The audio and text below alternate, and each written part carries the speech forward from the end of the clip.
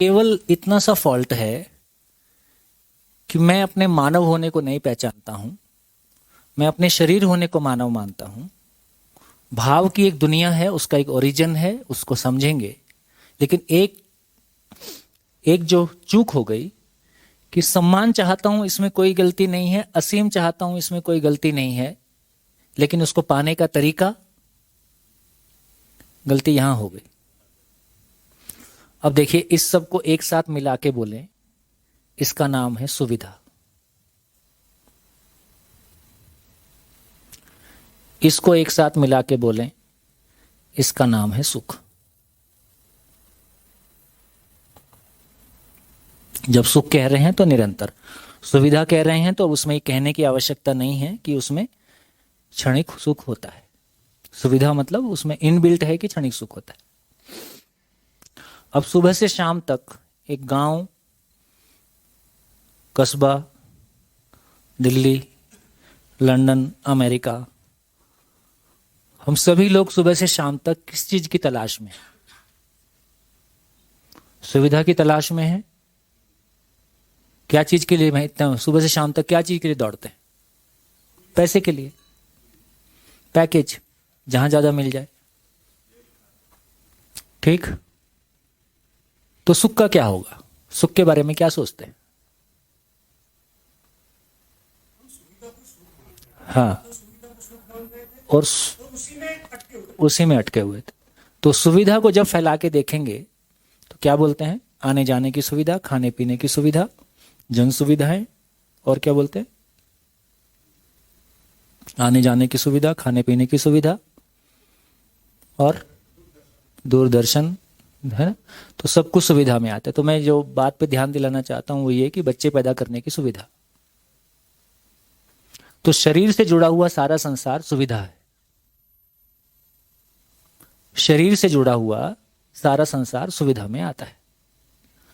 तो फाइनली जो आपने कहा, हम यही सोच के चल रहे हैं कि सुविधा में ही सुख है। और सुख कितना चाहता हूं? निरंतर, असीम। तो सुविधा कितना हो? असीम। तो पॉलीगैमी होंगे कि नहीं होंगे?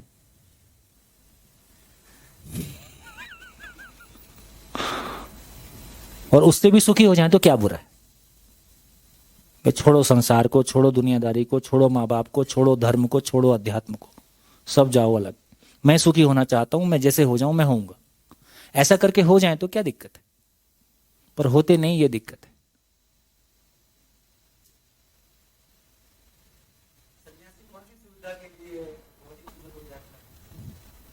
उधर दूसरा जुगाड़ है। उधर वो कह रहा है कि ईश्वर में सारा सुख है, उसके लिए ईश्वर की भक्ति, उसके लिए संसार से विरक्ति, क्योंकि उसमें सुख नहीं है, उसको छोड़ो। ईश्वर में सुख है। आप मानव जो कुछ करता है सुख की तलाश में करता है। ईश्वर में सुख है तो संसार वैसे भी माया है, तो इसलिए सब कुछ को छोड़ो।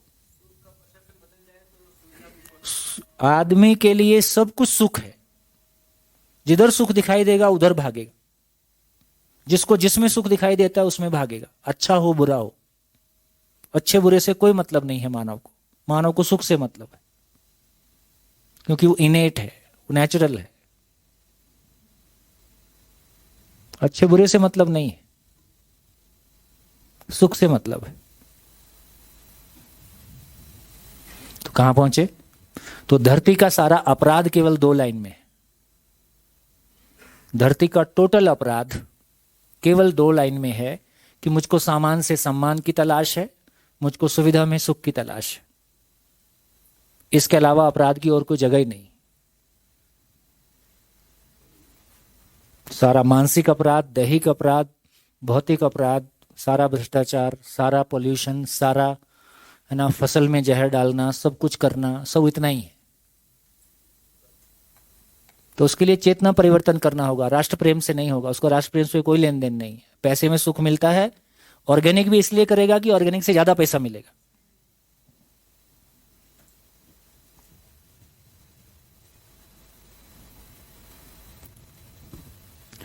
कितने प्रतिशत लोग सामान से सम्मान की तलाश में हैं, सुविधा से सुख की तलाश में हैं? कितने प्रतिशत?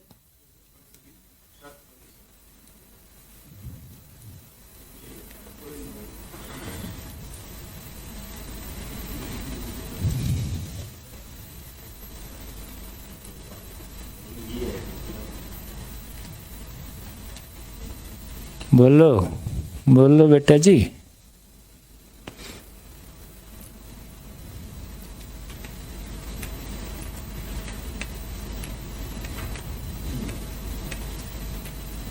तो कितने प्रतिशत लोग अकल से पैदल हैं?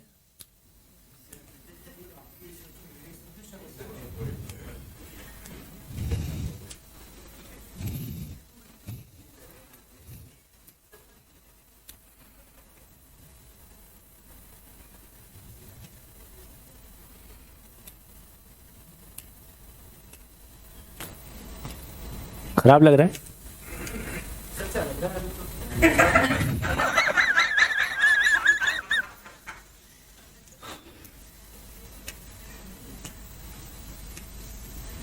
कितने पीएचडी किया, कितने बड़े पद पे बैठे, कितना बड़ा बड़ा भाषण दिया।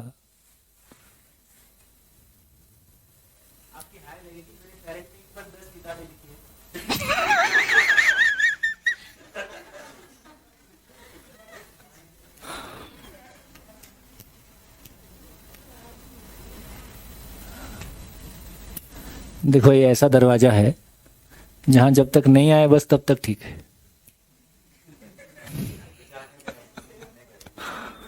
आने के बाद ये ऐसा वायरस है, अब आप इससे अपना पिंड छुड़ा नहीं पाओगे।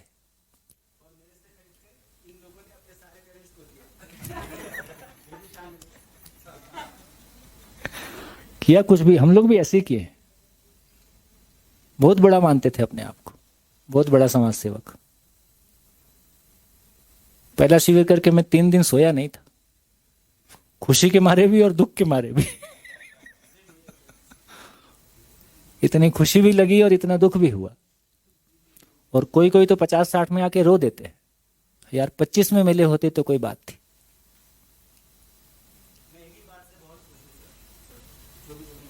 भाई सोम भाई, सर में कोई रिश्ता नहीं। भैया जी बोलूं? भाई भाई मुझे गुजरात में तो भाई चलता है। हाँ, मुझे मतलब वो एक प्रोटोकॉल या तो शब्द पता कोई नहीं। प्रोटोकॉल नहीं। अच्छा, मेरी बच्ची है 7 साल की और मेरा बेटा है 4 साल का। मैं सच में इस बार में कंफ्यूज था और परेशान था कि मैं जीवन का कौन सा स्वरूप उसके सामने रखूं। बहुत बढ़िया, सच में। बहुत और बढ़िया। ये बहुत ही कृपा है इस नहीं, विषय में। हम भी आपको पाके उतने ही खुश हैं, क्योंकि जिसने ऐसा दम लगाया हो 10-15 साल किसी सच्चाई की तलाश में, वो अप्रिशिएट कर पाता है कि क्या सामने आया है। ये अप्रिशिएट करने के लिए भी कोई दम चाहिए ना। जिसने कोई मेहनत ही नहीं की है, जिसकी जरूरत ही नहीं है, उसको पता भी नहीं चलता है क्या हो गया। हाँ जी, माइक।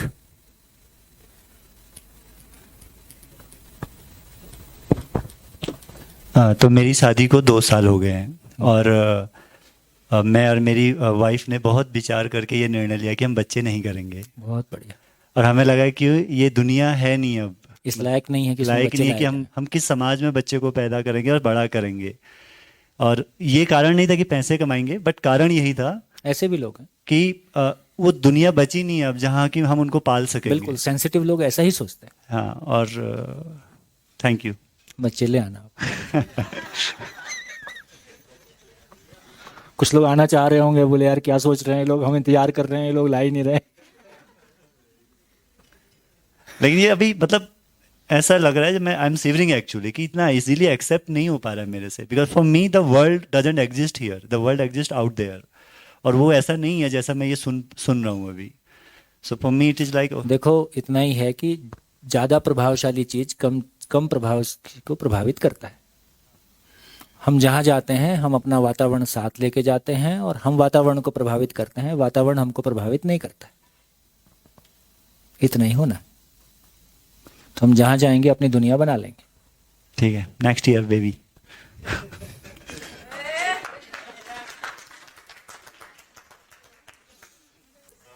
अब ऐसे आदमी को समझाया जा सकता था? सर पटक लो, इनको कोई समझा नहीं सकता। I am very inspired by you कि आपने जब वो शेयर किया कि बीइंग एन इंजीनियर और शादी के 3 महीने में जॉब छोड़ दिया, वो मेरा और मेरा वाइफ का जो चल रहा है, वी फाइट, यही चल रहा है कि till the time I am not getting into government service you are doing the job, and then once I am into the government service then you will be taking care of home. तो ये हमारा चल रहा था, और इसीलिए मैं अकेले अकेले कुछ कुछ प्रोग्राम करता हूँ, उसको लेके नहीं आता हूँ क्योंकि उसको गवर्नमेंट सर्विस में जाना है पहले। कुछ नहीं, सब पागलपन है, वहां जाके और परेशान हो गए, कुछ नहीं मिलेगा। मैं अपने बच्चे को शुरू से यही समझाया हूँ, बेटा कुछ भी कर लेना, गवर्नमेंट जॉब मत करना। बचपन से यही समझाया, क्योंकि वहां आपकी क्षमता का मिसयूज हो, आपकी क्षमता यूज ही नहीं होती, वहां आपकी क्षमता कोई अप्रिशिएट करने वाला ही नहीं है। वहां आप गलत कर सकते हो, आपका बहुत पैसे वैसे कमाने का मन है तो जाओ, तो कोई मतलब बढ़िया सोचो, दोनों समझो, बढ़िया करो, जिंदगी बहुत आसान है, कुछ भी मुश्किल नहीं। अभी तीसरा दिन है। हाँ अभी तो तीसरा दिन है, अभी तो 4 दिन बाकी। Thank you. गुड, बहुत बढ़िया। हाँ जी, तो देखिए इसका मतलब ये हुआ, अब ये क्लैरिटी, कुछ कहना चाह रहे? नहीं नहीं, बोलो बोलो, क्या है, घर की बात। ये जो अभी आपने बोला ना कि एक टॉयलेट देखने का $1, उससे भी एक मतलब जबरदस्त बात मैंने देखी है। चल रहा है चालू। डेनमार्क में आपको डेयरी फार्म देखना है तो उसकी फीस है 6 मतलब इंडियन रुपीस में 6 लाख रुपीस। अच्छा, हाँ, तो वहां से 3 फार्म देख के आने के बाद मेरे गांव के पास ही एक गांव है कानोदर, मतलब गुजरात के जो लोग जानते होंगे क्योंकि वो मतलब सेकंड हैंड गाड़ी के जो रिपेयरिंग होता है ना, गैरेज मैकेनिक में वो मतलब फेमस है। तो वहाँ की एक मैडम ने, वो अमेरिका में जॉब करती है, तो उन्होंने 18 लाख रुपये मतलब 3 फार्म देखे, उसके 18 लाख रुपये दिए, और वो देखने के बाद यहाँ आने के बाद 8 करोड़ रुपया इन्वेस्ट करके डेयरी फार्म बनाया। उसमें 91 एनिमल सीधा उन्होंने पंजाब से परचेज करके लाया, और लाते पहले ही दिन उसमें से 6 एनिमल मर गए। आज भी वो फार्म पूरा लॉस में है, जिन्होंने सिर्फ देखने के 18 लाख रुपए दिए। और उन्होंने एक दिन मेरे को बुलाया था, क्योंकि उनके जो भैया है वो हमारे साथ में सर्विस करते हैं, तो उन्होंने मेरे को बुलाया, तो हमारी मतलब आमने सामने ऐसे बात हुई। 9 बजे फ्लाइट से उतर के सीधा आई, हमारी बात हुई, तो उन्होंने बोला कि ऐसा क्यों, मतलब मैंने इतना पैसा दिया है, इतना इन्वेस्टमेंट किया है, 4.5 करोड़ तो मैंने सिर्फ इन्वेस्टमेंट किया है, ऑटोमेटिक सॉफ्टवेयर डाला है, 55 लाख का ऑटोमेटिक सॉफ्टवेयर है सिर्फ, जो सारे डेटा रिकॉर्ड कर सके। इसके बावजूद मेरे एनिमल मर रहे हैं और मेरा फार्म लॉस में है।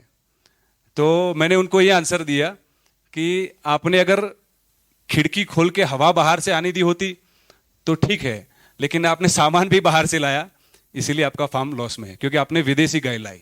अगर यही काम अपनी देसी गाय के साथ करते, हो सकता है आज आपका लॉस में 2-3 साल रहता, लेकिन 5-7 या 10 साल में आपका प्रॉफिट में आता।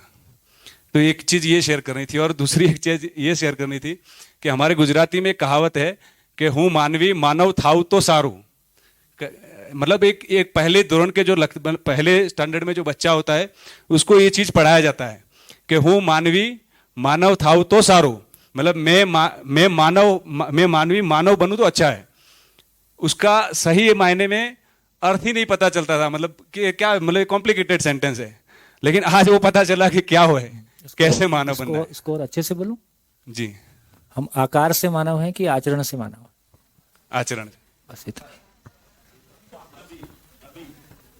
अभी तक आकार में थे, अब आचरण में होगा।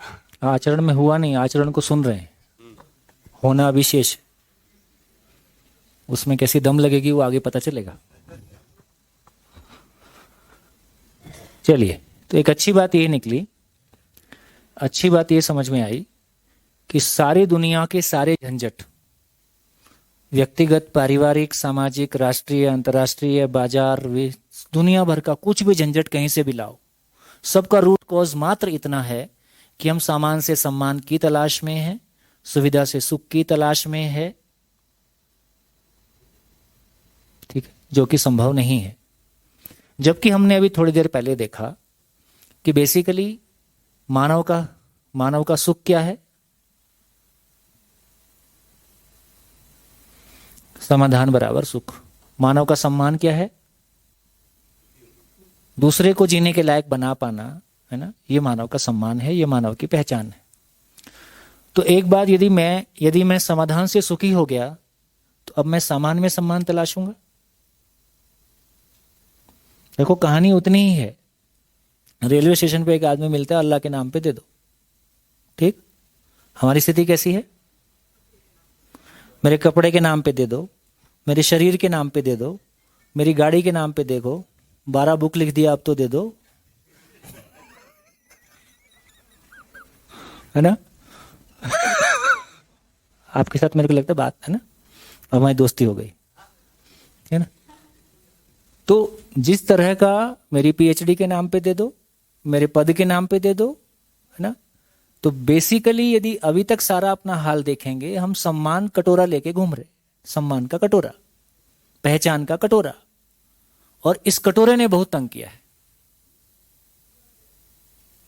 तो एक बार यदि मेरे को सही अर्थों में सम्मान का पता चल गया, है ना, तो सही अर्थों में कहेंगे कि पैसा बड़ा कि आदमी बड़ा?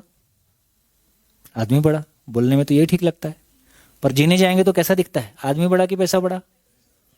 आदमी पैसे के पीछे भागता है तो पैसा बड़ा, है ना? तो सही अर्थों में मैं यदि अपने मानव होने को पहचानता हूं, अपने मानव होने के साथ में जीता हूं, तो पद और पैसा और सम्मान चल के पीछे आएगा, मुझको उसके साथ जाने की जरूरत ही नहीं।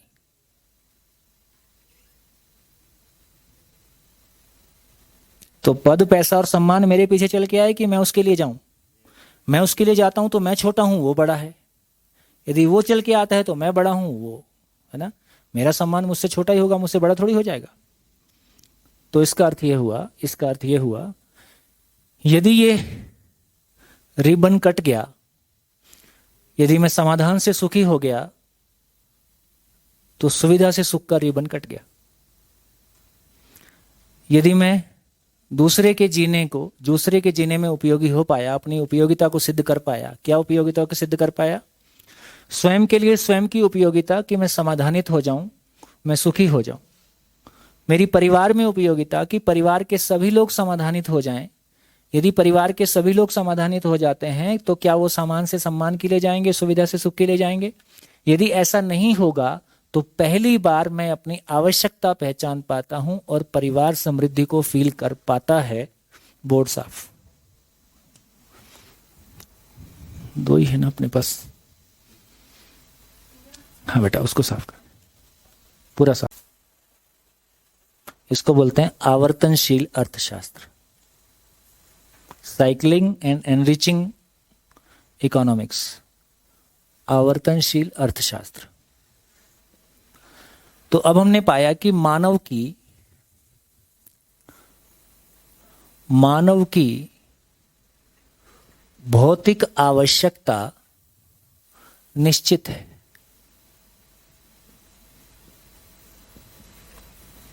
सीमित नहीं लिख रहा हूं, निश्चित लिख रहा हूं। कैसे निश्चित है? खाने की आवश्यकता कितनी है? देखो वो बात वहां ध्यान देने की थी कि जब रोटी की बात करते हैं तो आवश्यकता सीमित नजर आती है, निश्चित नजर आती है। लेकिन जैसे ही रोटी सम्मान के साथ जुड़ जाती है तो रोटी की आवश्यकता भी असीमित हो जाती है। कहां? शादियों में। ऐसा खाना दूंगा मेरी बेटी की शादी में जो आज तक किसी ने नहीं दिया होगा, और 4 करोड़ खाने में ही लग गया। 1-1 करोड़, 1.5-1.5, 2-2 करोड़ के केवल खाने के बजट हो जा रहे हैं, और उसमें इतनी वैरायटी रहती है कि आदमी केवल चखता है तो पेट भर जाएगा, और घर जाके लगता है मैं कुछ खाया ही नहीं।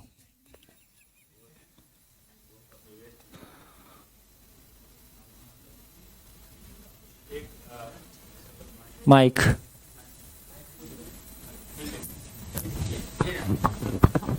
एक मेरे मित्र हैं जो चाइना में जॉब करते थे, तो उन्होंने कहा कि एक समय वो था जब सरकार पूरी तरह से साम्यवाद पे चल रही थी, तो हर चीज़ पे कंट्रोल था, तो खाना भी कंट्रोल से मिलता था।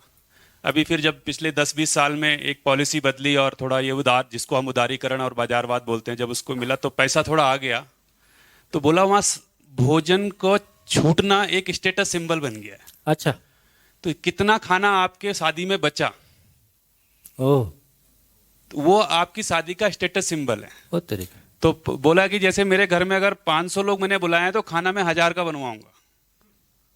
तो कितना खाना बर्बाद हुआ ये स्टेटस सिंबल बन गया है, क्योंकि इतना कंट्रोल था पहले कि 500 मतलब 50 आदमियों का खाना भी कंट्रोल, मतलब तो आप 25 को ही खिला सकते थे, अभी वो इसके जस्ट अपोजिट हो गया। तो ये आपको सुनने से मेरे को याद आ गया, हमारे कुछ दोस्त बेंगलोर में हैं आईटी इंडस्ट्री में, तो उन लोग बोलते हैं कि कपड़ा धुलवाते वो हैं जो गरीब होते हैं।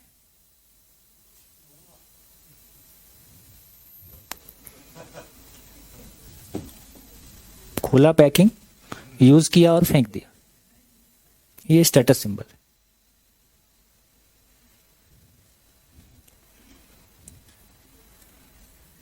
और फिर वो सब जगह तक जाएगा ना, यूज एंड थ्रो, वो घर में भी आएगा।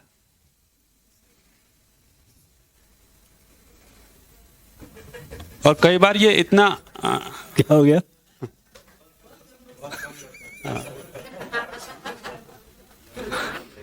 और कई बार ये सुनने में जितना आसान लगता है, अभी जहाँ ऋषिकेश में हमारे यहाँ एक होम स्कूलिंग वालों का एक कैंप चल रहा था, जिसमें जो लोग अपने बच्चों की होम स्कूलिंग कराते हैं, तो एक महिला जिसने चाइल्ड साइकोलॉजी पे पीएचडी की हुई और बहुत इस तरह की दुनिया में जिसका काफ़ी नाम है और बहुत सारी चीज़ों से वो अपने आप को निकाल लाए हैं, तो उन्होंने एक दिन मुझसे कहा कि आप इस पे थोड़ा सा बात कीजिए। तो थोड़ा सा 2-3 घंटे की एक बात रखी तो आवश्यकताओं वालों पे, तो उसने शाम को शेयर किया कि मेरे पति और मेरे में बहुत सारी चीज़ें हट गई हैं, अब हमको दिल्ली में फ्लैट नहीं लेना है, तो हम मुंबई छोड़ चुके हैं, अब उड़े रहे हैं, पर एक चीज़ है जो मेरे अंदर से नहीं निकल रही है।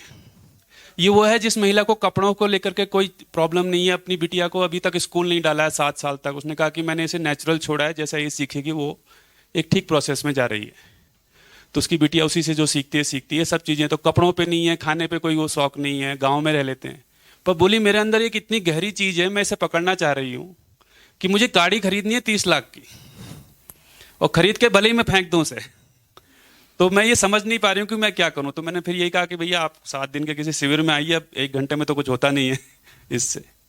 तो ये इतना गहरा होता है कई बार, अपना अपना सबका है। हाँ, किसी का कोई चीज कहीं अटका हुआ है और वो निकलना बहुत आसान नहीं रहता है। वही तो इसमें किसी को दोष देने की बात या उसकी बात नहीं है, किसी के चित्रण में क्या अटक गया है ये कहना बहुत मुश्किल है। चलिए, तो मानव की भौतिक आवश्यकता निश्चित है, तो मैं कह रहा था कि भोजन की आवश्यकता एक आदमी की कितनी है। तो भोजन की एक आवश्यकता यदि गूगल पे देखते हैं तो बोलते हैं कि इधर लिखता हूँ 400 ग्राम एक आदमी रोज खाता है, इसको बढ़ा के 1 किलो मान लिया जाए, इंटू 365 डेज इंटू 80 ईयर्स, है ना, पहले चला गया तो बचेगा, मतलब 80 साल का गुणा भाग कर रहे हैं ना, कितना क्विंटल आएगा, तो लगभग 320 क्विंटल के आसपास आता है। एक व्यक्ति को जिंदगी भर में 320 क्विंटल की जरूरत है। कोई गुणा भाग में गलती तो नहीं? करके देख लेना। तो 300 मान ले, 300 चलेगा। तो 300 क्विंटल के लिए 300 क्विंटल 80 साल में उगाना है, तो उसको कितनी जमीन की जरूरत है? तो पता चलता है कि 1/10 ऑफ एकड़ है। मैं ज्यादा देर इसमें नहीं लगाऊंगा। 1/10 ऑफ एकड़ है। अभी भी भारत में प्रति व्यक्ति 1 एकड़ जमीन आती है, 1 एकड़ से ऊपर ही आता है, अभी कम नहीं आता है। जितनी भारत में एग्रीकल्चर लैंड है और जितने लोग रहते हैं, यदि उसको डिवाइड किया जाए तो वो 1 एकड़ से ऊपर आ रहा है ना। और जब हम बोल रहे हैं कि पॉपुलेशन बहुत ज़्यादा है, और जब हम बोल रहे हैं कि शायद 2070 तक पॉपुलेशन स्टेबल हो जाएगी, अभी कई कंट्रीज है जिनकी पॉपुलेशन घट रही है ना। तो धीरे धीरे भारत की पॉपुलेशन भी 2070 तक डेथ रेट और बर्थ रेट सेम हो जाएगा, तो पॉपुलेशन स्टेबल हो जाएगी। ठीक, इसका मतलब है कि खाने की कमी अभी भी नहीं है, पहले भी नहीं थी। और जितना मिसयूज और मिसमैनेज होता है ना, किसी भी राज्य में, जिस तरह की अभी चावल का, मैं छत्तीसगढ़ में हूँ, तो चावल जितना सरकार खरीदती है और उसको वापस सड़ा के सस्ते में शराब के लिए बेचा जाता है, तो उसमें कितना सारा गुणा भाग है, सारी चीज में देखेंगे तो उसके हिसाब से देखेंगे तो कोई तरह की कमी नहीं। अब यदि देखें कि अपने अपने घरों को देखो, पर हेड रूफ एरिया निकालो। अपने अपने घरों को पर हेड रूफ एरिया क्या होगा? प्रति व्यक्ति कितना एरिया आ रहा है? 1000 स्क्वायर फीट आ रहा है? कितना आ रहा है बाकी शहरों वाले? 680 के आसपास। बाकी और पर हेड भाई घर में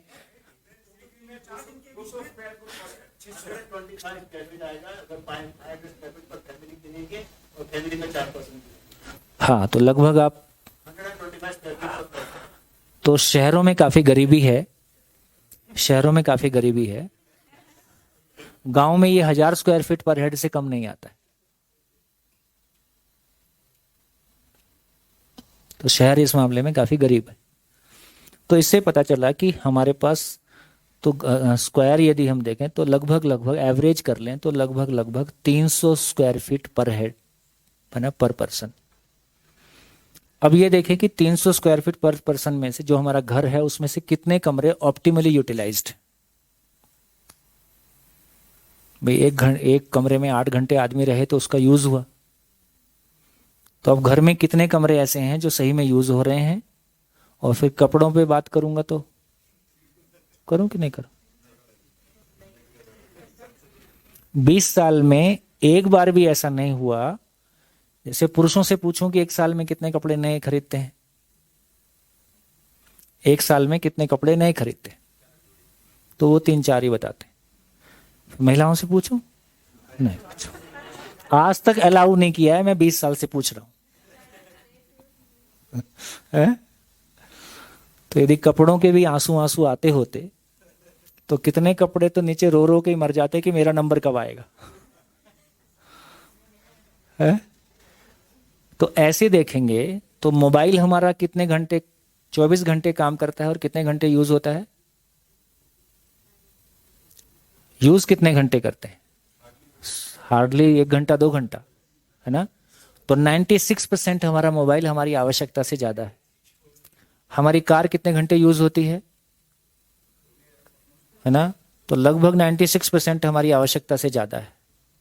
ठीक, यदि इस तरह से हम सारी चीजों को कैलकुलेट करेंगे कि कपड़े कितने प्रतिशत ज्यादा हैं, मकान कितना प्रतिशत ज्यादा है, कम से कम हम जो लोग अपने आप को ठीक ठाक लोग मानते हैं, और उसके बाद भी मानसिक गरीबी कितनी है। तो इससे ये पता चला कि यदि अपने शरीर की क्षमता भी देखें तो शरीर की क्षमता कितना प्रोडक्टिवली यूज कर रहे हैं अपने शरीर का, अपने शरीर का हम कितना प्रोडक्टिव यूज कर रहे हैं।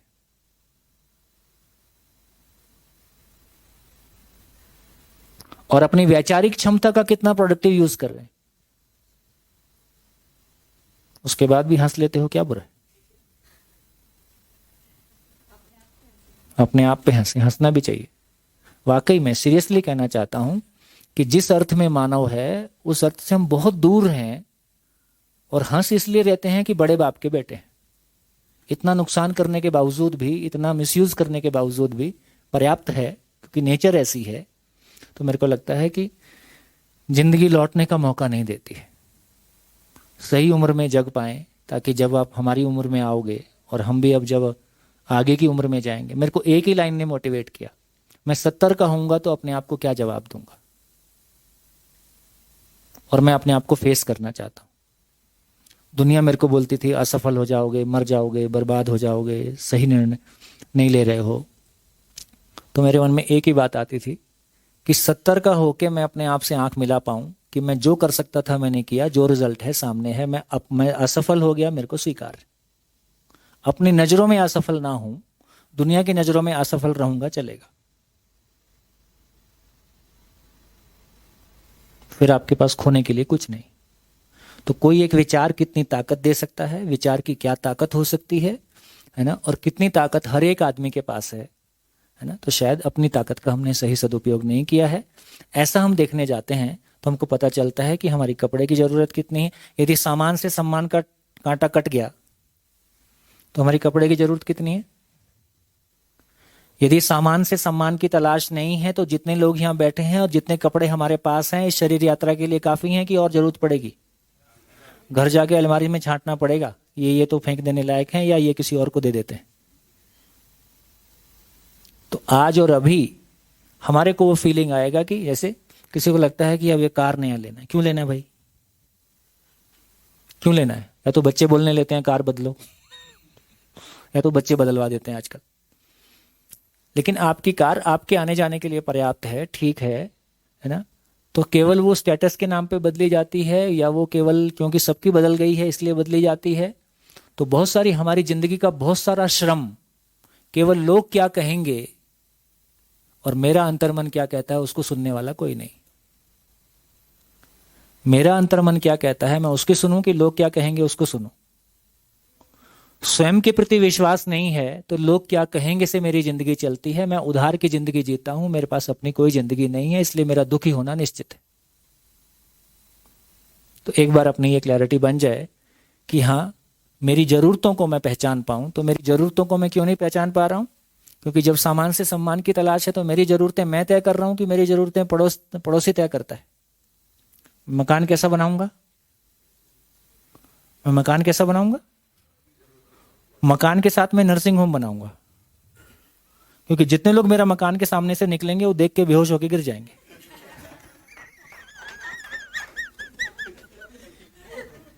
और मेरा इतना मानवीय हृदय है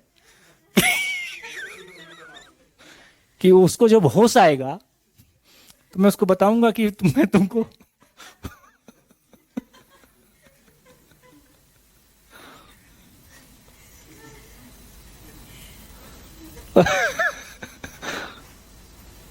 क्या करें इस आदमी का? ये परेशान होने के लिए संकल्पित है, इसने मेहनत करके दुख पाया है। आ रहा समझ में? तो इससे ये पता चला कि मानव की आवश्यकताएं निश्चित हैं यदि वो अपने आप को मानव के रूप में पहचान पाता है ना? और यहां थोड़ी सी और क्लैरिटी कर लें। देखो थोड़ा सा टाइम क्या हुआ है, कितना स्पेस है अभी अपने पास? 6 ना, अभी तो चिंता नहीं। तो देखो ये भी बात समझने की है कि अब जितनी हमारी चर्चा हो गई उसमें ये हमारी क्लैरिटी बनी कि मानव की 2 प्रकार की आवश्यकता है। एक आवश्यकता भौतिक है, दूसरी आवश्यकता भाव की है। अब क्या समझ में आ रहा है? भौतिक आवश्यकता से भाव की आवश्यकता पूरी होती है। बढ़िया। भाव से भौतिक आवश्यकता पूरी होती है। अरे मैं समझदार हो गया हूं, मेरा भाव और विचार शुभ है ना, और मेरा व्यवहार भी ठीक है, पर मेरे को ठंड लगेगी नहीं लगेगी? लगेगी। भूख लगेगी नहीं लगेगी? आने जाने के लिए गाड़ी भी लगेगी। तो मेरे समझदार होने से गाड़ी प्रकट नहीं हो जाती है ना? खुल जा सिम सिम। तो इसका मतलब है कि भाव से वस्तु पैदा नहीं होता है। मैं कमाऊं या मेरे लिए कोई और पैदा करता है। अनाज किसी खेत में पैदा होता है, वस्तु किसी फैक्ट्री में पैदा होती है, कोई श्रम कर ही रहा है। मैं चाहे सन्यासी हूं लेकिन मेरे लिए कोई श्रम कर रहा है। इसका मतलब है कि बिना श्रम के वस्तु पैदा नहीं होता है। तो इससे पता चला कि श्रम से समृद्धि और समाधान से सुख।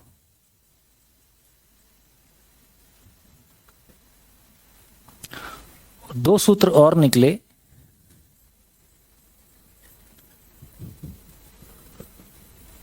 सुविधा से सुख नहीं, और एक सूत्र यह भी निकला, सुख से सुविधा नहीं। ये 4 सूत्र निकले इस चर्चा से।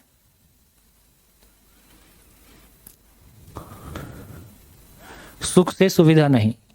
सुख मतलब समाधान, स्वयं में विश्वास। तो स्वयं में विश्वास है, स्वयं में समाधान है, लेकिन सुविधा पाने के लिए मेरे को कोई श्रम करना ही होगा। मैं नहीं करूंगा तो मेरे लिए कोई ना कोई करेगा ही। अल्टीमेटली यदि मैं खा रहा हूं तो किसी के श्रम से आ रहा है। अच्छी बात क्या है? देखो नेचर का नियम कैसा है। मेरे को पुश्तैनी पैसा कितना भी मिला हो और नंबर 2 का कितना भी आया हो और जमीनों का इजी मनी कितना भी आया हो, इससे मैं समृद्धि का भाव नहीं पा सकता। समृद्धि का भाव मतलब आवश्यकता से अधिक होने का भाव। जितनी मेरी आवश्यकता है उससे ज्यादा उपलब्ध है, क्योंकि सूत्र है कि बिना समाधान के धरती पे एक मानव समृद्ध हो नहीं सकता। बिना समाधान के एक मानव समृद्ध हो नहीं सकता। हम अध्यात्म में गए तो हमने न्यूनतम में जीने की बात किया, आवश्यकता पहचान में नहीं आई, इसलिए उसको न्यूनतम करना पड़ा। भौतिकता में जीने के लिए गए तो अधिकतम में जीने की चाहना है। अधिकतम भी प्रैक्टिसेबल नहीं है, न्यूनतम भी प्रैक्टिसेबल नहीं है। मैं आवश्यकता को पहचान सकूं, आवश्यकता से अधिक के भाव में जी सकूं। प्रकृति में गरीबी नहीं है, इसलिए मुझको भी गरीबी से जीने की जरूरत नहीं है।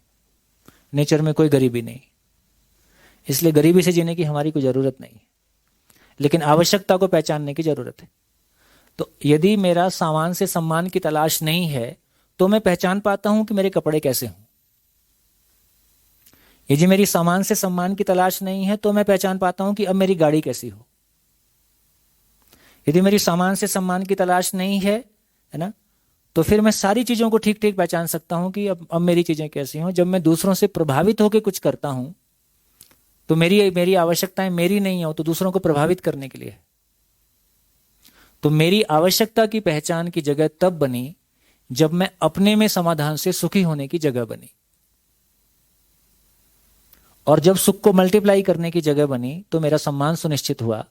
तो मैं अपने सुखी होने का काम, अपने सम्मानित होने का काम में स्थिर हो पाया। तो अब मेरी पहचान और मेरा सम्मान मेरे नियंत्रण में है, वो दूसरों के नियंत्रण में नहीं है। मेरा सुख और मेरा पहचान, मेरी सम्मान मेरे नियंत्रण में है। अब भौतिक आवश्यकताओं को मैं क्लियरली पहचान सकता हूं कि क्या मेरी जरूरत है और क्या मेरी जरूरत नहीं है। जब मैं भौतिक आवश्यकताओं को पहचान लेता हूं और श्रम पूर्वक आवश्यकता से अधिक उत्पादन के भाव में रहता हूं तो इसका नाम समृद्धि है। तो समृद्धि कहां से नहीं आएगी? पुश्तैनी पैसा कितना भी मिल जाए, इससे समृद्धि नहीं आएगी। पैसा पा सकते हैं, भोग कर सकते हैं, मानसिक गरीबी नहीं मिटेगी, ये निश्चित है। नंबर 2 का पैसा कितना भी आ जाए, मानसिक गरीबी नहीं मिटेगी, ये निश्चित है। जमीनों के मोटे पैसे लोगों के पास आए हैं, इसलिए जमीनों के मोटे पैसे आने के बावजूद भी लोगों ने अलग बिजनेस किए हैं, ताकि अपने भीतर वो फुलफिलमेंट का भाव नहीं आता है, क्योंकि उसमें मैंने कुछ किया ऐसा फीलिंग भी नहीं आता है, कॉन्फिडेंस नहीं आता है अपने भीतर है।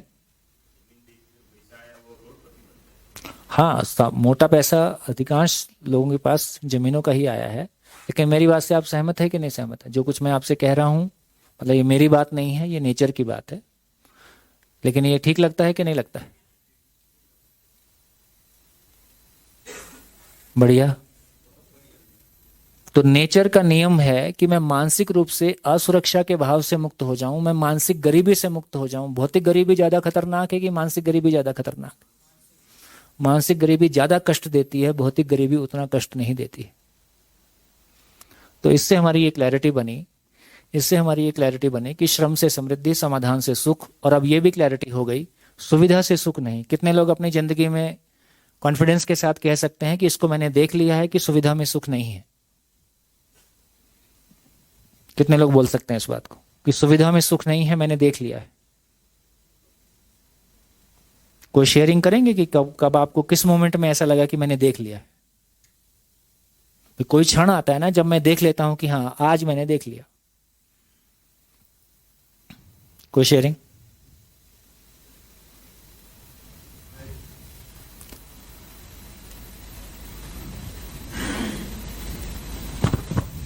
पहले हालात ऐसे थे कि 7-8 हजार वाला फोन भी ले लूं ना तो बहुत बड़ी बात थी।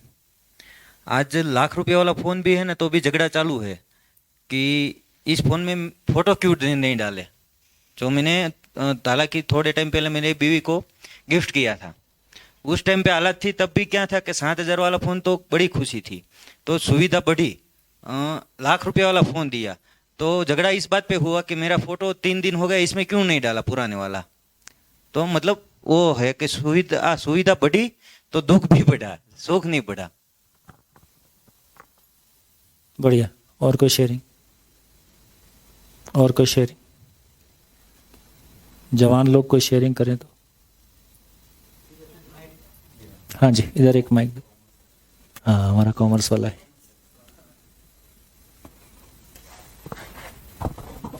अभी रिसेंट की बात है, मेरा छोटा भाई अभी 6 स्टैंडर्ड में है और उसके लिए हमने आईपैड लिया 8 एप्पल का, स्टडीज़ के लिए, ऑनलाइन क्लास भरने के लिए।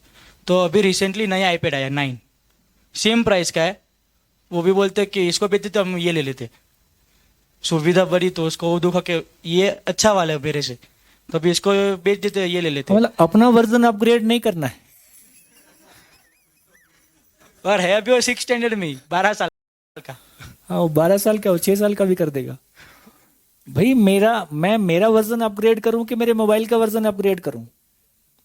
हम अपना वर्जन अपग्रेड नहीं कर पा रहे हैं, इसलिए मोबाइल का वर्जन अपग्रेड करके अपने आप में अपग्रेड होने के अहंकार का या अपने फ्रस्ट्रेशन को मिटा रहे हैं। बिल्कुल, जिसका अपना वर्जन अपग्रेड होता है, मोबाइल अपनी औकात में रहता है। और क्या, मेरी पहचान मोबाइल से कैसे हो सकती? किसी ब्रांडेड प्रोडक्ट से, किसी कंपनी से मेरी पहचान होगी, वाह वाह। किसी कंपनी के प्रोडक्ट से मेरी पहचान होती है। बोल बेटा बोल, कैसा लगता है? स्वीकार नहीं होता? मतलब मैं जो कह रहा हूं वो स्वीकार नहीं होता है कि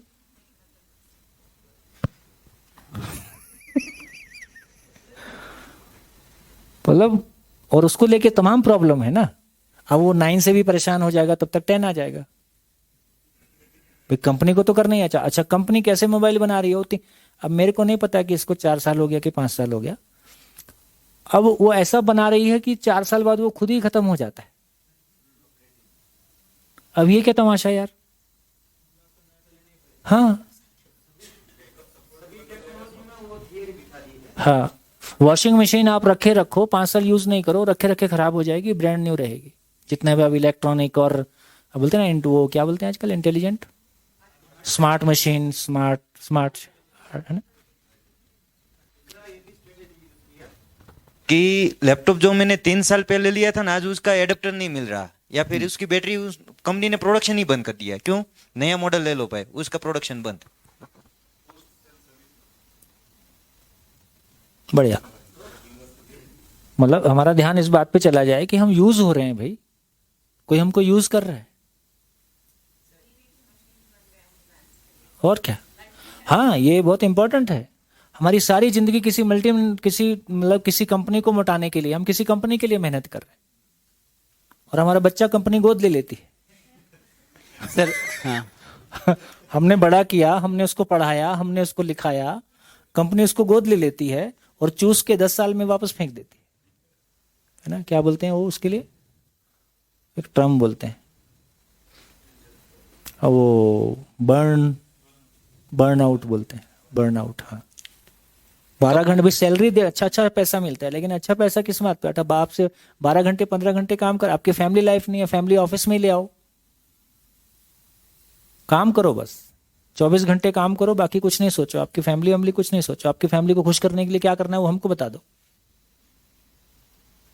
एक बहुत ही आधार से एक डेटा यहाँ सर, एक सिर्फ डेटा, कंपनियां किस तरह से आइडेंटिटी, ब्रांड किस तरह से आइडेंटिटी को जोड़ लेती है अपने साथ, और उसके लिए कैसे स्ट्रेटेजी बनाती है, उसके बारे में एक ही चीज़, एप्पल के बारे में। एप्पल बहुत बड़ी ब्रांड मानी जाती है, और सर कोई, मेरे पास भी एप्पल 6 है, सबने जान लिया ये।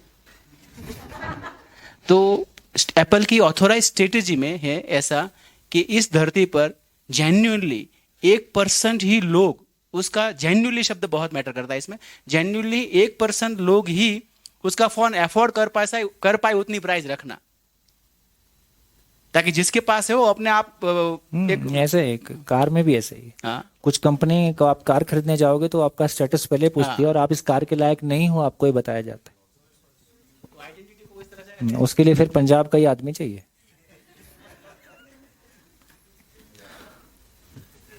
पता है कि नहीं, पंजाब का कोई महाराजा था ना, जिसने रॉल्स रॉयल्स लेने गया था, वो है गुजरात का था, गोंडल का। अच्छा, पंजाब का भी ऐसे ही किस्सा सुनते हैं। वही उसने कचरा ही उठा, तो उसका यूज वही है। बढ़िया। तो किस तरह से हमारी आइडेंटिटी का, हमारी पहचान का शोषण किया जाता है, किस तरह से हमारा को ब्रांड चिपकाया जाता है और किस तरह से हम ब्रांड के साथ चिपक जाते हैं, है ना। तो इसका इतना ही मतलब है कि यदि हमारे पास स्वयं के प्रति विश्वास नहीं होगा तो कोई ना कोई हमारा शोषण करेगा। और ये शोषण की पराकाष्ठा ये है सर, जब ऑनलाइन शॉपिंग वगैरह आई तो एक बहुत ही बड़ा स्टेटमेंट है कि आज के ज़माने में अब सेल्समैन की जगह साइकोलॉजिस्ट ने ले ली है। हाँ, ठीक बात है। मतलब साइकोलॉजिस्ट इतना सारे अपील करते हैं इस तरह से, और यूएस में एक मूवमेंट चल रही है जो इसको मतलब कह रही है कि इस तरह पर कोई कंपनियों पर कंट्रोल लाया जाए, ऑनलाइन कंपनियों को इस तरह से आप पर हैमरिंग होती है कि आप उस पर बच ही नहीं सकते। तो ये भी एक तरह का ड्रग की तरह ही एक इफेक्ट है लोगों पर। तो सेल्समैन की जगह आप कंपनियां साइकोलॉजिस्ट रखती है कि किस तरह से उसको चीजों और उसमें भाव को ही कैसे यूज किया जाए, हिट उसके भाव पे करना है।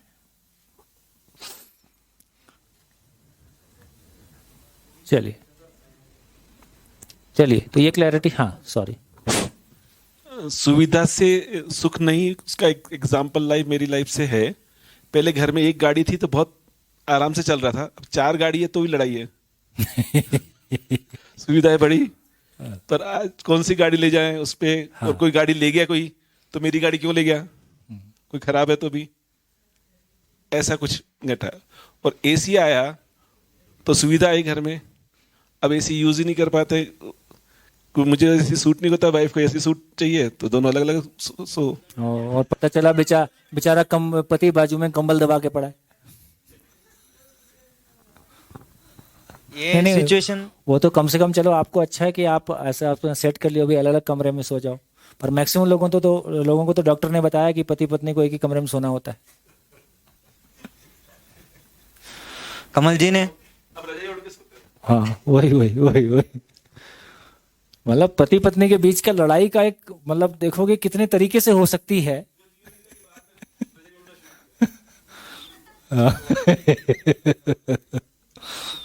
हाँ जी, हाँ। तो किसी यूनिवर्सिटी ने हैप्पीनेस के बारे में रिसर्च किया था, तो उन्होंने बेसिकली कुछ दुखी लोगों को और खुशी लोगों को इंटरव्यू किया और ऐसे लोगों को चुना, कुछ दुखी लोग जिन्होंने अचानक से उनका कुछ किस्मत फूटा, जैसे लॉटरी जीते उन लोगों ने और बहुत फॉर्चून उनको मिल गया, और कुछ खुश लोग जिनके साथ कुछ हादसा हुआ, किनका हाथ पैर कट गया या एक्सीडेंट हो गया उनका, या पैरालिसिस हो गया। और फिर वही इंटरव्यू फिर 5 साल बाद किए थे। तो उन्होंने ये पाया कि जो खुश आदमी था, जिनका एक्सीडेंट हुआ और हाथ पैर जो भी एक्सीडेंट हुआ, 5 साल बाद वो क्रिपल्ड है पर खुश है। और जो दुखी आदमी जो उस टाइम पे खुश था जब लॉटरी जीता, 5 साल बाद वो अमीर है पर दुखी है।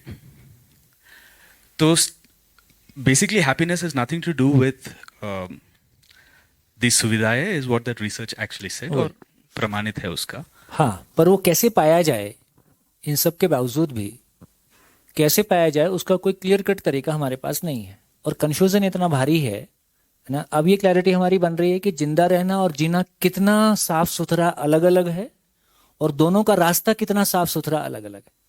तो क्या बोल रहे हैं कि सुविधा से सुख नहीं, सुख से सुविधा नहीं। सुविधा को पाने के लिए श्रम पूर्वक, उत्पादन पूर्वक ही पाना होगा, नेचर के साथ श्रम करके ही पाना होगा। और जब सुख की बात कर रहे हैं, उसको समाधान पूर्वक ही पाया जा सकता है, उसको ज्ञान पूर्वक ही पाया जा सकता है। इसलिए मानव की मूलभूत आवश्यकता क्या है? रोटी, कपड़ा और मकान। ठीक हो गया? मानव की मूलभूत आवश्यकता क्या है? रोटी, कपड़ा और मकान।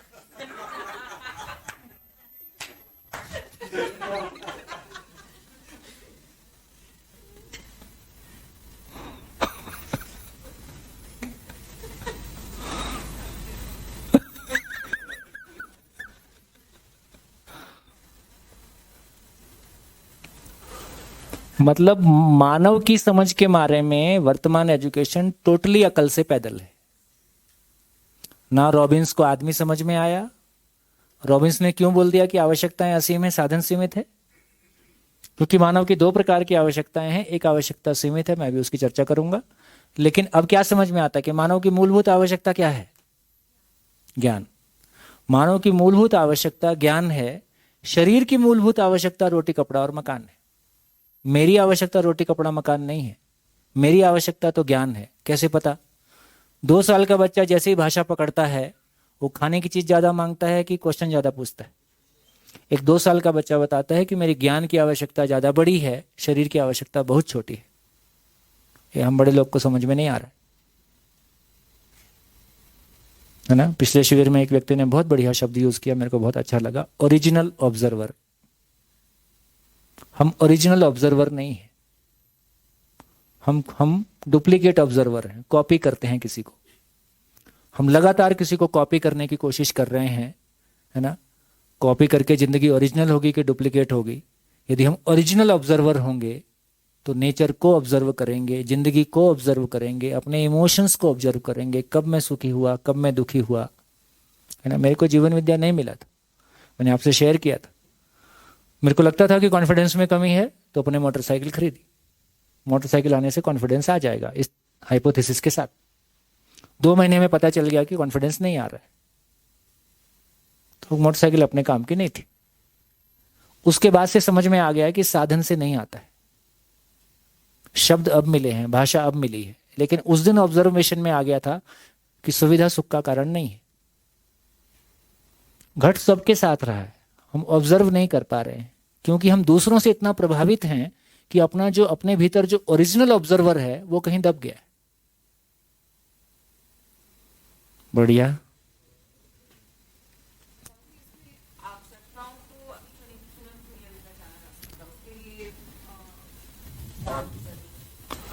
नहीं, ज्ञान पूर्वक मैं ये पहचानता हूं ना, आखिर ज्ञान पूर्वक ही मैं ये पहचानता हूं कि भौतिक आवश्यकता अलग है, मेरा शरीर अलग है, शरीर की आवश्यकता अलग है और मैं अलग हूं, मेरी आवश्यकता अलग है। ये ज्ञान पूर्वक ही पहचाना जा सकता है। संसार की सारी समस्याओं का एकमात्र कारण इतना ही है कि मैं स्वयं को शरीर मान के जीता हूं। स्वयं को शरीर मानकर जीना, मैं स्त्री हूं, पुरुष हूं, ये शरीर मानकर जीना ही सारी समस्याओं का एकमात्र कारण है। ज्ञान पूर्वक ही मैं ये पहचान पाता हूं कि मैं शरीर नहीं हूं, शरीर मेरा साधन है, मैं शरीर को चलाता हूं, मैं शरीर को यूज करता हूं, शरीर को यूज करके मुझको कहीं पहुंचना है, ये मैं पहचानता हूं।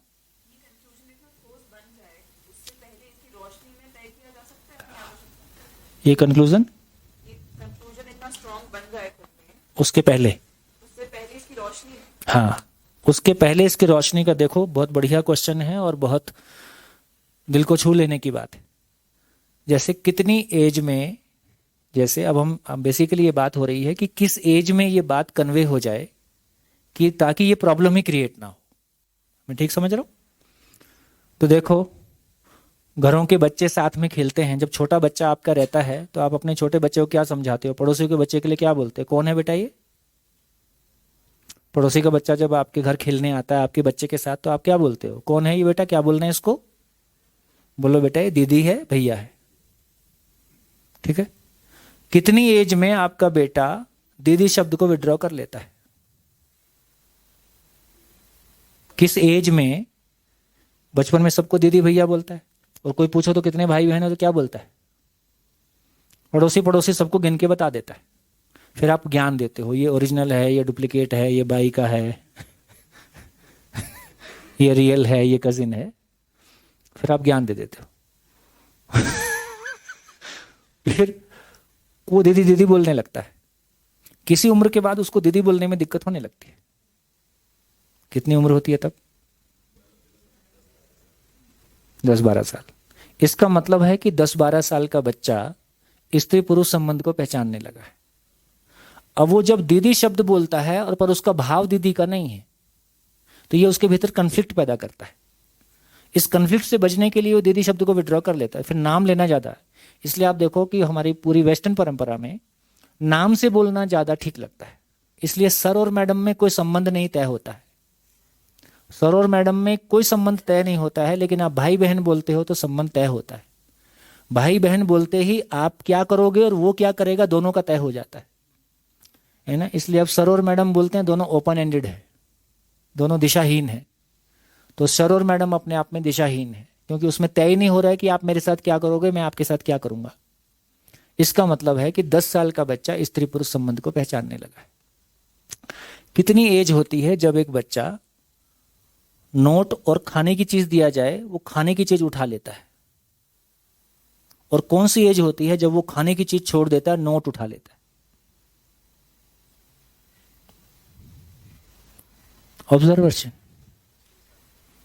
कितनी एज में? 6-7 साल में। तो 6-7 साल में अब वो अर्थशास्त्र समझने लगा है। 11 साल का बच्चा मनोविज्ञान समझने लगा है। 10 साल, आजकल तो 5 में ही समझता है। दिल्ली में क्लास 1 का बच्चा वो चिट लिख के पास करता है, आई लव यू, है ना। एक ज्ञानी हमारे कहाँ गए दिल्ली वाले, वो पीछे बैठे। ठीक, तो इसका मतलब क्या हुआ? इसका मतलब ये हुआ कि जिस क्षण एक बच्चा स्त्री पुरुष संबंध को पहचानने लगता है, उसके पहले उसको यह समझ में आ जाए कि समाधान पूर्वक सुखी हुआ जाता है। इसका मतलब समाधान पूर्वक मानव सुखी होता है, ज्ञान पूर्वक मानव सुखी होता है। इसको समझने की सही उम्र क्या है? 10-12 साल के पहले। यदि 10-12 साल के पहले एक बच्चे की क्लैरिटी बन गई कि ज्ञान पूर्वक मानव सुखी होता है, तो शरीर उसको जिंदगी में कभी तंग नहीं करेगा। और यदि 10-12 साल तक ये पता नहीं चला और 10-12 साल में उसको ये समझ में आ गया कि स्त्री पुरुष संबंध सुखी होने का कारण है, सुखी होने का आधार है, अब उसको बचाना बहुत मुश्किल है। क्योंकि अब इतनी कंडीशनिंग उस पर चढ़ने वाली है, इतने कलर और इतनी पैकिंग और इतना वैरायटी और इतनी क्वांटिटी और इतना सारा मटेरियल। पहले तो ये मटेरियल मिलता नहीं था ना। हमारे कॉलेज के ज़माने में हमको कोई न्यूड फोटो मिल जाता था, हम पहले देखते थे आजू बाजू कौन है कोई देख तो नहीं रहे, है ना, फिर उसको धीरे से छुपा देते थे। ठीक, वो मटेरियल मिलता ही नहीं था। किसी को ब्लू फिल्म देखना है तो उसका अरेंजमेंट करना अपने आप में उसके एक्सपर्ट अलग होते थे, उनसे कांटेक्ट करना पड़ता था कि हाँ वो कांटेक्ट वही कर सकता है इस काम को, दूसरा कोई नहीं करेगा। अब कैसा हो गया, सब कुछ आर पार हो गया। तो इसका मतलब ये हुआ कि जब तक कि यदि जीवन शरीर को चलाता है, मैं शरीर को चलाता हूं और शरीर से मजा लेने वाला भी मैं ही हूं, शरीर को भोगने वाला भी मैं ही हूं। तो इसका मतलब है कि फाइनली सुख की चाहना मुझ में है, लेकिन ये सुख की चाहना का एड्रेस यदि मेरे को शरीर का सिग्नल आने के पहले, जैसे देखो कितनी बढ़िया बात है, एक छोटा बच्चा कहां पहचानता है कि मैं मेल हूं कि फीमेल हूं? कितनी एज में पहचानता है? वो भी दूसरे पहचानवाते हैं। वो जो आजू बाजू का माहौल है ना, वो उसको पहचानवाता है। यदि आजू बाजू का माहौल उसको ना पहचान पाए, ना पहचानवाए, तो कितनी एज तक वो नहीं पहचानता है कि स्त्री पुरुष क्या होता है। तो उस उम्र तक नहीं पहचानेगा जब वो स्त्री पुरुष संबंध को पहचानने लगता है। तो इससे सिद्ध होता है कि मैं स्त्री पुरुष नहीं हूं, क्योंकि मैं एक छोटा बच्चा सम्मान को पहचानता है कि नहीं पहचान। सम्मान को किस एज में पहचानता है? सम्मान मतलब किसकी गोदी में जाएगा, किसकी गोदी में नहीं जाएगा। अरे सांस लेते ही पहचानता है, एक्सप्रेशन बाद में आता है। तो एक बच्चा पेट से बाहर आते ही पहचानता है कि वो किसके साथ रहेगा, किस मतलब कुछ दिन के बाद ही पहचान। इसका मतलब है बच्चा सम्मान को पहचानता है, बच्चा विश्वास को पहचानता है, लेकिन बच्चा अपने मेल फीमेल होने को नहीं पहचानता है काफी दूर तक। इसका मतलब मैं मेल फीमेल नहीं हूं, मेरा शरीर मेल फीमेल है।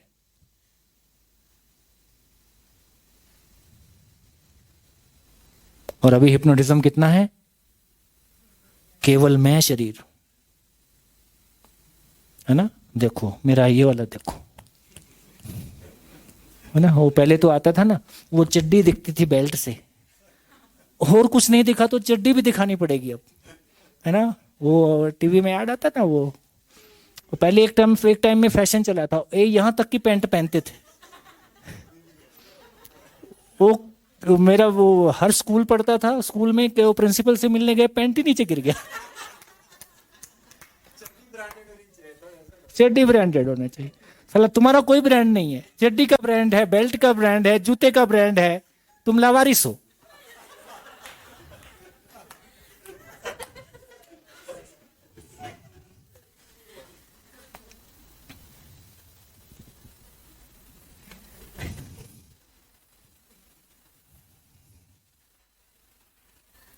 हम विकसित सभ्यता के लोग,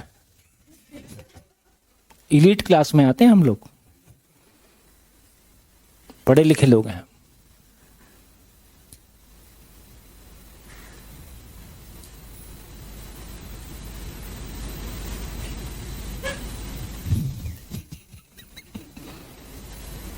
उस शादियों में 1.5 लाख का लहंगा, 2 लाख का लहंगा, आधा घंटे नहीं पहनोगे, दोबारा उसको उठाओगे नहीं कभी, जाओ किराए पे ले आओ, कम से कम इतना नुकसान मत करो।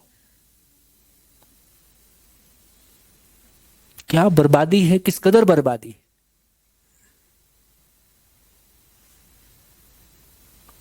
और कपड़े का अच्छे अच्छे एक्सपर्ट नहीं बता पाते हैं। मेरा भाई कपड़े की इंडस्ट्री में है, कपड़े को लोग जाके कपड़े को दुकान में ऐसा देखते हैं जैसे उसको कपड़ा समझ में आता है।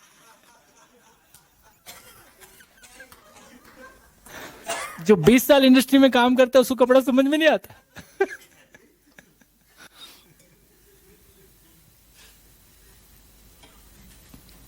तो जिंदगी मुश्किल नहीं है, जिंदगी बहुत आसान है। बिल्कुल वैसे ही है जैसे हमारी गाड़ी ये खराब हो गई है, हमारे लिए टोटल हेडेक है, जिसको रिपेयर करने आती है उसके लिए अपॉर्चुनिटी है। तो हमारी जिंदगी हमको समझ में नहीं आई है, हमारे लिए हेडेक है। और जिंदगी समझ में आती है तो इससे आसान, इससे सुंदर चीज क्या होगी, इससे बढ़िया चीज। आदमी के पास सोचने की इतनी कैपेसिटी, आदमी का शरीर इतना सुंदर, इतनी बढ़िया मशीन, इतनी बढ़िया मशीन, इतनी बड़ी सोचने की ताकत। तो मैं अपने आप को, मेरी आइडेंटिटी मेरे को नहीं मिल पा रही है, एक लोहे के टपरे से मेरी आइडेंटिटी मिलेगी। इसका मतलब है कि मुझको सोचना नहीं आता है, इसका इतना ही मतलब हुआ।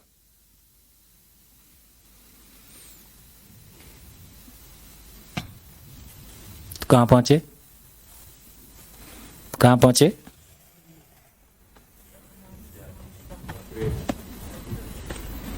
तो इसका मतलब ये हुआ, इसका मतलब ये हुआ,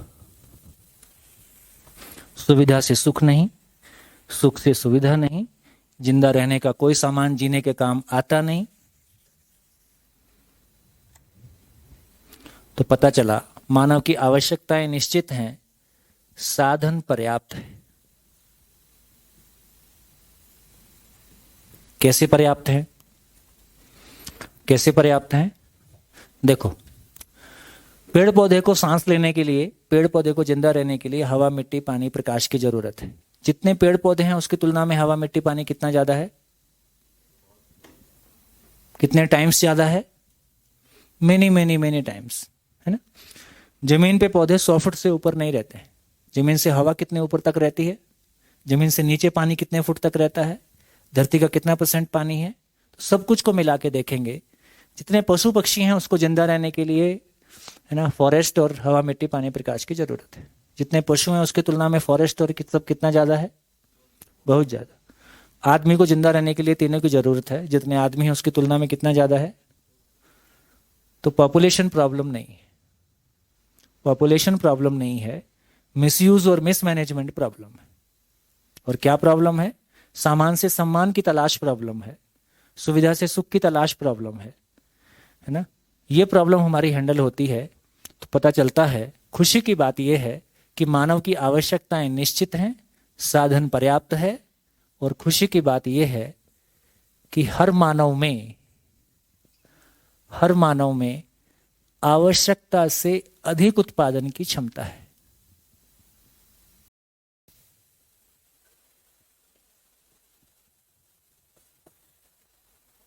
कि नहीं?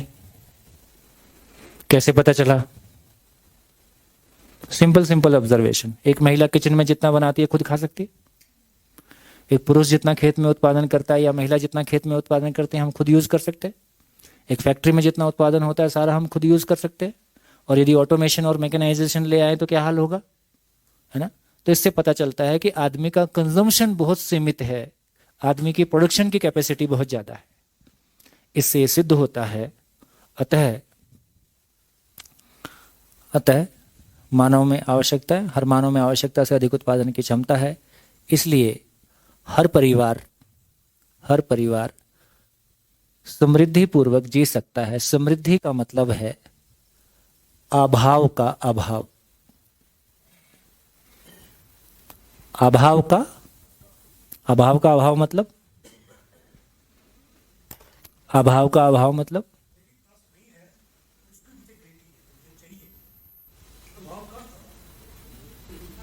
उल्टा बोल रहे। अभाव का अभाव,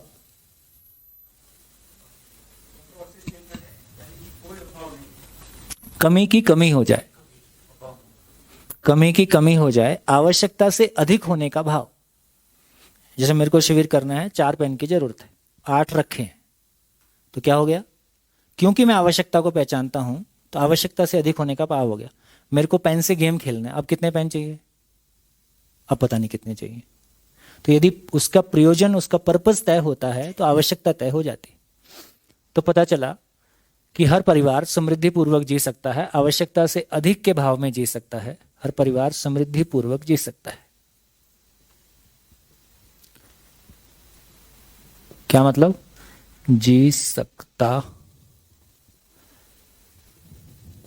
तो क्या लगता है, सभी की सभी आवश्यकताएं पूरी हो सकती हैं कि नहीं हो सकती हैं? सभी की सभी आवश्यकताएं पूरी हो सकती हैं कि नहीं हो सकती हैं? जोर से बोलो। कब? समझदार होने के बाद। समझदार होने के बाद। तो इसका ये मतलब हुआ कि समझदारी के साथ इस धरती पे पर्याप्त है ही, इसका डिजाइन ही है, प्रकृति का डिजाइन ही है, डिजाइन ऑफ अबंडेंस है। जितनी आवश्यकता है उससे बहुत अधिक हर चीज उपलब्ध है। नेचर का डिजाइन ही ऐसा है। तो इससे पता चला कि मानव की भौतिक आवश्यकता पूरी हो सकती है। दूसरा, मानव की भावनात्मक आवश्यकता। भावनात्मक आवश्यकता असीम है।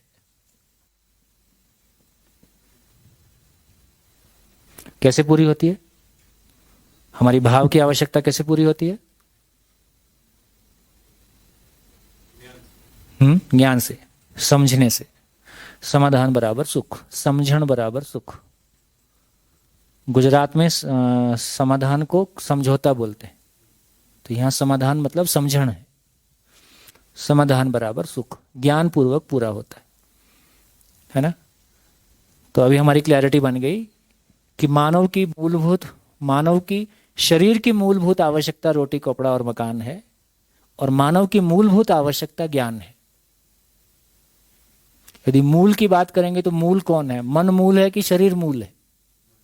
मन मूल है, तो मन की आवश्यकता क्या है? ज्ञान। तो शरीर की मूलभूत आवश्यकता रोटी, कपड़ा और मकान है, मानव की मूलभूत आवश्यकता ज्ञान है, रोटी, कपड़ा, मकान नहीं है। यही पढ़ा पढ़ा के सबको पागल किया है। तो अभी समझ में आया कि मानव की भावनात्मक आवश्यकताएं असीम है। समाधान पूर्वक, समझ पूर्वक मानव सुखी होता है। खुशी की बात यह है कि हर मानव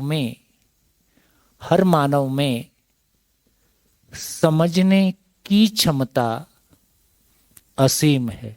क्या बढ़िया बात! असीम आवश्यकता के लिए असीम क्षमता पहले से मौजूद है। इसलिए हर मानव निरंतर सुखपूर्वक जी सकता है।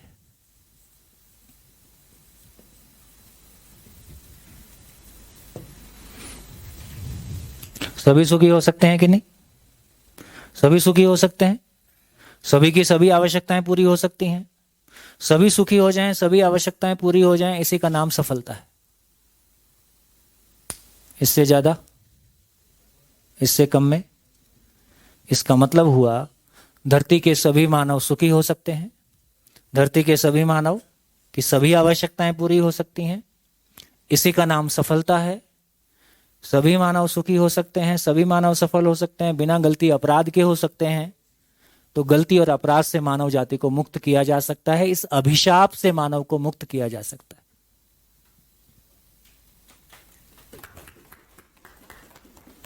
बोलिए, कोई कमी हो बताइए, कोई चीज हाइपोथेटिकल लगती हो तो बताइए। पानी पिला।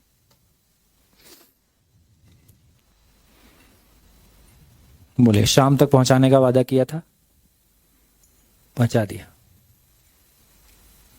क्या चर्चा किया था सुबह? ऐसे हर बच्चा सबसे पहली गलती कब करता है? पहला झूठ कब बोलता है? किसके सामने बोलता है? हर बच्चा सबसे पहला झूठ मां के साथ ही बोलता है। क्यों बोलता है? क्यों बोलता है? अपना सम्मान बचाने के लिए, मारपीट से बचने के लिए, बहस से बचने के लिए। ठीक। और एक बार पतली गली दिखाई दे गई तो धीरे धीरे उसको चौड़ा कर लेता है। तो इसका मतलब ये हुआ कि हम माँ बाप को बच्चा हैंडल करना नहीं आया। एक बच्चे को क्यों उस स्थिति में लाया जाए कि उसको झूठ बोलना पड़े? तो भय प्रलोभन से हैंडल करना ही उसको गलती करने की ओर ले जाता है। समझ पूर्वक यदि उसको हैंडल किया गया होता और बचपन में छोटी गलतियां करने दिया गया होता तो जवानी में और आगे में बड़ी गलतियों से बच जाता। गलतियां होना बहुत शुभ घटना है। कैसे कैसे? अभी बच्चा गलती करता ही नहीं और आपका भाषण पहले शुरू हो जाता है, ऐसा मत हो जाए, ऐसा मत हो जाए, देखना ये मत हो जाए, देखना वो मत हो जाए। वो सुन सुन के पक जाता है। बात कब करें, किसी को कब कोई चीज दें? जब दरवाजे खुले हों। जैसे ही कोई गलती करता है उस समय वो सुनने के लिए तैयार होता है। तो गलती करने का इंतजार किया जाए और जब भी गलती हो जाए तो उसके सम्मान को बनाए रखते हुए संवाद किया जाए। किसी के सम्मान को ठेस पहुंचा के हम कुछ करने जाते हैं, वो रिएक्ट कर जाएगा।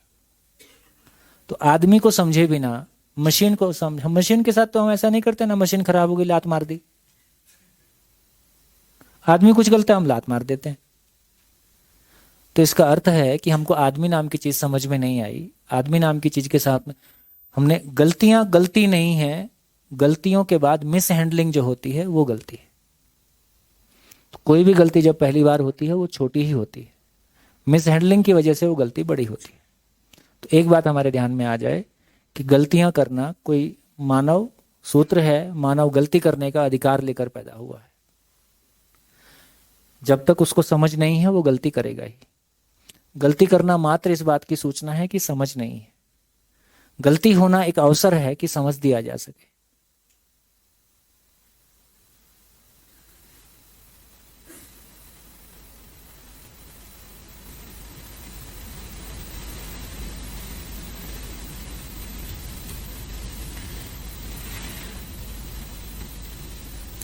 सच्चाई कहाँ है और हमारी जीवन शैली कहाँ है?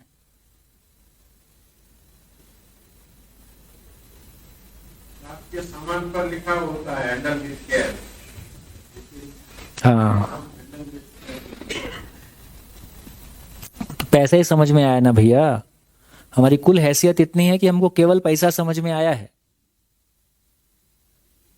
बाकी बातें हैं आत्मा परमात्मा की बात, बाकी खाली टाइम में भड़ास निकालने के लिए।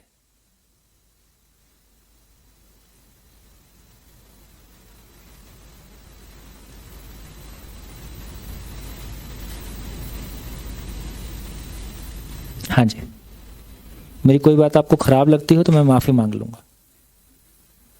हाँ, कोई बात खराब लग सकती,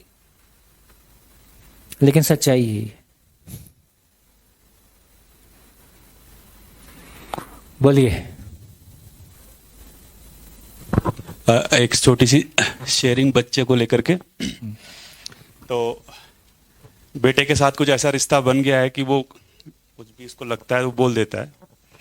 तो पहली घटना जो मेरे को याद है अच्छी तरह से कि वो स्कूल गया और कोई एक गाली सुन करके आया। उसके लिए वो थोड़ा एक अलग टाइप की चीज़ थी और हम सब बैठे थे, उसको नहीं पता कि ये क्या चीज़। तो उसने मुझसे कहा कि मैंने आज ये सुना। तो जो बाकी थे वो डांटने लगे, तो फिर मैंने सबको रोका, मैंने कहा बोलने दो उसको, उसको नहीं पता कि वो गाली है, आप ही बताओगे कि ये गाली है। तो वो मुझसे डेफिनेशन पूछ रहा था कि ये है क्या चीज़, मतलब ये शब्द उसके लिए नया था। तो वो सब, तो फिर मैंने उसको पूरी डेफिनेशन समझाई 15-20 मिनट, आधा घंटा लगा करके। वो दिन है और आज का दिन है। वो कुछ भी, मतलब ऐसा नहीं है कि वो कोई अवतारी चीज़ है, बहुत सारी गड़बड़ियाँ करता ही है जो बच्चे कर सकते हैं, पर कुछ भी ऐसा है वो बता जरूर देता है। इवन जिस दिन उसने मोबाइल पे पहली बार पोर्न देखा, देख लिया मोबाइल तो अब है, अगल बगल के बच्चों के साथ मिलके आते ही मुझे बताया, इतनी वो हो गई है। जैसे हमारे घर में शुरू से ही मांस वगैरह नहीं खाते हैं, तो मैं भी नहीं खाता हूँ, एक हैबिट सी बन गई है। पर नानी के यहाँ खाते हैं, तो नानी को पता है कि भाई दामाद के यहाँ नहीं खाते हैं, तो हो सकता है तो, लेकिन बेटे ने खा लिया। तो नानी ने ऐसा बोला हुआ कि बेटा घर पे नहीं बताना, वो सबसे पहले आके ये बताएगा नानी ने बोला है कि नहीं बताना। हाँ तो मैं ये मतलब वो जो पहली घटना थी, मुझे लगता है कि अगर मैं उस दिन उसे डांट देता तो वो जो रिश्ता है आज, जिस तरह से वो मुझसे पूछ लेता है, या जो भी उसके मन में कोई बात सवाल आता है, और मुझे लगता है कि मैं इस मामले में अपने को सफल मानता हूँ कि आज भी गूगल के ज़माने में वो मुझे ऑथेंटिकेट मानता है। हाँ, बहुत बढ़िया। गूगल के सामने में हम अपनी इज्जत बचा पाए हैं, हाँ, ये बड़ी मतलब बात। मैं ये इस दर्शन की, मतलब मैं इस दर्शन का इस मामले में बहुत कृतज्ञ हूँ कि मेरा बेटा आज 15 साल का है और कई मामलों वो मुझसे, जैसे टेक्नोलॉजी के मामले में तो मुझसे आगे ही है, और अंग्रेजी भी मुझसे ठीक है उसकी। मेरी अंग्रेजी तो सरकार, क्योंकि उस जमाने की बात है, तो मेरी स्पेलिंग वो ठीक करता है। इसके बावजूद भी वो मुझे आखिरी ऑथेंटिकेट वही अभी भी मुझे मानता है। आगे देखें कितना मानता है, पर ये सफलता है इस रूप में कि दर्शन ने इस रूप में मुझे इस थोड़ा काबिल बनाया। तो वो जो पहली घटना थी, जो उसने गाली सुनाई थी, और उसके बाद तो वो अभी कई तरह की बदमाशियां करता है। बदमाशियां मैंने वो इस हद तक भी मेरे साथ जुड़ गया है कि कई बार वो जो चुटकुले सुन करके आता है वो मुझे सुनाता है। अच्छा। कई बार मैं रोकता, अरे भाई मत सुना मुझे, नहीं आपको सुनना तो पड़ेगा। तो वो सुनता हूँ, फिर क्या किया जाए, तो वो ठीक है। तो इतना चलता है। बहुत बढ़िया। तो जब पहली बार बच्चा गलती करे, तो अगर आप अवेयर नहीं रहे ना, तो मामला बहुत पटरी से उतर सकता है। ऐसी फिर बिटिया को भी ये आदत पड़ी है कि बेटे को देख करके, तो जैसे आजकल हो गया, क्लास 2 में पढ़ती थी, किसी लड़के ने उसको आई लव यू लिख दिया क्लास 2 में। बहुत बढ़िया। और बिटिया इस मामले में अवेयर है कि उसे पता है कि ये क्या चीज़ है। अब आप देखिए समाज किस तरह से चीज़ों को बच्चों के अंदर डाल रहा है। तो बिटिया आई और बता दिया कि पिताजी ये तो आज ये ऐसा हो गया। तो मैंने कहा हो गया तो क्या है, उसने ये तो लिखा आई लव यू। मैं भी बोल सकता हूँ तुझे आई लव यू, प्यार ही करता हूँ। कि नहीं वो मुसलमान है। ये देखिए वातावरण कितना खतरनाक है, मतलब। तो मैंने कहा मुसलमान भी हो गया तो क्या हो गया भाई, वो भी तुझसे प्यार कर सकता है, ये प्यार करती है, मम्मी प्यार करती है। कि नहीं ये वो वाला प्यार नहीं है। तो फिर कौन सा प्यार है, ये संवाद हो रहा है। तो उसने कहा नहीं ये वो प्यार है जिसमें शादी होती है। तो ये देखिए, ये बच्ची को पता है, अभी 6-7 साल की लड़की। तो मैं ये सब इसलिए सुना रहा हूँ क्योंकि हम में यहाँ बहुत सारे नौजवान दिख रहे हैं जो अब माँ बाप बनने वाले हैं। तो मैंने कहा अगर शादी भी करना चाहता है तो अभी तो नहीं करेगा। उसने कहा हाँ ये तो स्वीकार है कि अभी नहीं करेगा, तो जब बड़ी हो जाएगी तब देख लेंगे। तो परेशान क्यों है?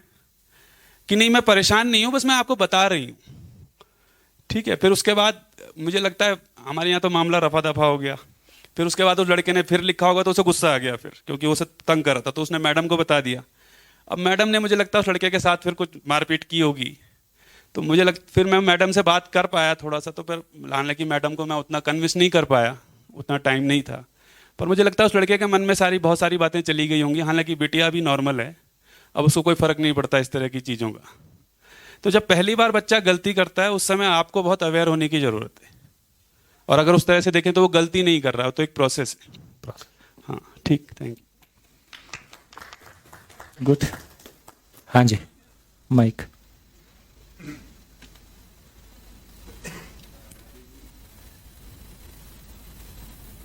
धन्यवाद फॉर मार्गदर्शन। राजेश जी, आपका तो आमंत्रण कई परिवारों में हो जाएगा। मार्गदर्शन के लिए धन्यवाद। तो ये 2 क्वेरी हैं, एक जीव अवस्था को लेके और दूसरा क्वेरी है तो ये पूछता हूँ, याद आ जाएगा।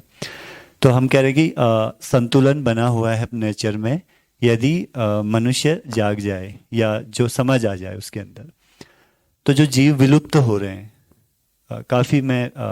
काफ़ी विलुप्त हो चुके हैं और काफ़ी हो रहे हैं इस और उसी को अगर मैं मानव श्रृंखला में देखूं तो इरेक्टस के बाद कोई अभी विलुप्त हुआ नहीं, होमोसेपियंस आया है, उसी का नया वर्जन अभी फ्यूचरिस्ट पे चल रहा है, लेकिन वो विलुप्त हुआ नहीं, उसी में नया एक वर्जन डेवलप हुआ है, लेकिन विलुप्त नहीं हुआ। वहीं मैं अगर एनिमल्स को देखता हूँ तो अभी रॉयल बंगाल टाइगर और राइनोसोरस ये इंस्टिक्शन की वो विलुप्त होने की कगार पे है। तो ये कैसे प्रकृति ने इसको संतुलन को बनाया हुआ है, इस पर मैं एक समझना चाहता हूँ कि क्या उनका विलुप्त होना ही अभी निश्चित हो गया है कि वो स्पीच ही विलुप्त हो जाएगी? 5वें दिन करेंगे। किसका टाइम कब है वो निश्चित है। क्या वो पूरा फ्रेम खोलना पड़ेगा ना, एक लाइन में नहीं होगा। ठीक है। और हाँ, दूसरा याद आ गया। हाँ।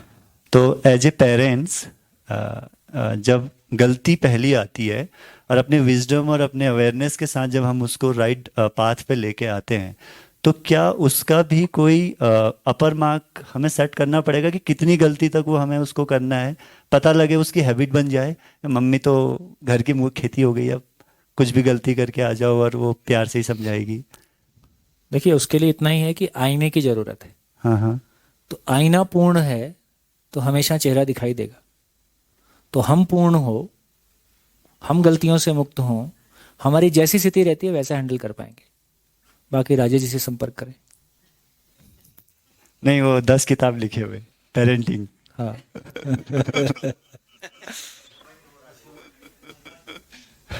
ठीक है, थैंक यू। है ना। तो जर्नी शुरू हुई है, तो जर्नी में कब लगभग 8वें दिन तक एक फीलिंग आ जाएगी कि जर्नी का क्या मतलब है, और फिर उसको आगे कैसे कंटिन्यू करें। तो हमारी जितना स्वयं के प्रति विश्वास होता है उतना हैंडलिंग पॉजिटिवली हो जाती है। जी, धन्यवाद। हाँ जी, बढ़िया। और कुछ? हाँ जी, माइक। राजेश जी ने जो बच्चों के बारे में बताया, वो गलती के बारे में, तो मेरा थोड़ा ऐसा भी मानना है कि बच्चा कोई भी गलती करे या कोई भी क्रिया करे तो उसके साथ संवाद होना एक माँ बाप के लिए बहुत जरूरी होता है, मुख्य बात होती है, क्योंकि वो गलत सीख के आता है। अब ये समझना पड़ेगा कि जिसको हम संवाद कह रहे हैं, यदि हम स्वयं जिंदा रहने के धरातल पर हैं तो हमारे संवाद की क्वालिटी क्या होगी? हाँ। और क्वेश्चन मैक्सिमम टाइम जीने के धरातल से आ रहे होते हैं। हाँ। और हम उसको जिंदा रहने के धरातल से हैंडल करते हैं। इसलिए इसमें मिसमैच होता है। इसमें आपका आंसर बच्चे को सुटेबल नहीं लगता है। एक छोटी शेयरिंग करता हूं। बहुत साल पुरानी बात है, मैं शहडोल की तरफ से रायपुर आ रहा था। शहडोल रायपुर के पास एक जगह है। मैं कहाँ से पीछे से आ रहा था, चित्रकूट वगैरह से शायद आ रहा था। चित्रकूट में शिविर किया था और लौट रहा था। संयोग से ऐसा था कि वो कूपा लगभग खाली जैसा था।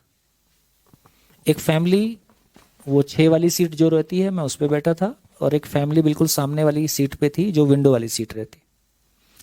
छोटी बच्चे थे, इतने छोटे, और बहुत चुलबुली, बहुत बात कर रही थी। तो मैं भी खाली बैठा था, तो खाली बैठे बैठे मैंने उसको इशारा किया। तो उस समय तो नहीं आई, थोड़ी देर बाद वो आई। तो आके बैठी तो बाजू में बैठ गई। तो पूछते नाम क्या है, क्या, कहाँ जा रहे हो, वगैरह वगैरह। थोड़ी देर में दोस्ती हो गई। दोस्ती होती उसका मीटर चालू हो गया। अंकल अंकल आपको पता है ना, मेरी ना शादी होने वाली है। शादी होने वाली है? मैं, शादी ना बड़े लोगों की होती है। तो उठ के मेरे बाजू में खड़ी हो गई। देखो मैं आपके बराबर हूं। मैं बोला नहीं अभी।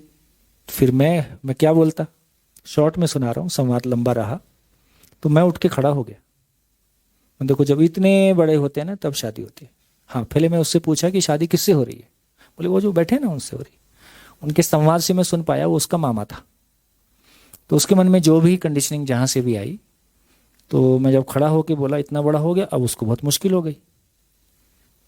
तो उसने चलने का मूड बना लिया। बॉडी लैंग्वेज से दिख गया कि अब वो जाने वाली है। मैं समझ गया ये गलत हिट कर दिया, मुझसे गलती हो गई। मैंने तुरंत अपना सेंटेंस ठीक किया। मैं, देखो तुम तो बड़ी हो, शरीर अभी छोटा है। वापस फिर बैठ गई। तो क्या हो गया? यदि मैं ऐसे समझाता तो वो उसको भारी पड़ रहा है, वो उसको स्वीकार नहीं हो रहा है। तो इससे समझ में आया कि बच्चा बच्चा नहीं है, उसका शरीर बच्चा है। वो तो हो सकता है आपका बाप निकलेगा। चेतना के रूप में एक बच्चा अपने पिता का पिता हो सकता है। तो इसका मतलब है कि यदि हमारी लैंग्वेज, हमारी समझ में जिंदा रहने और जीने का क्लैरिटी नहीं है, तो हम हर प्रॉब्लम को शरीर के धरातल पे हैंडल कर रहे हैं, जो बच्चे को स्वीकार नहीं होता है और संवाद नहीं हो सकता है।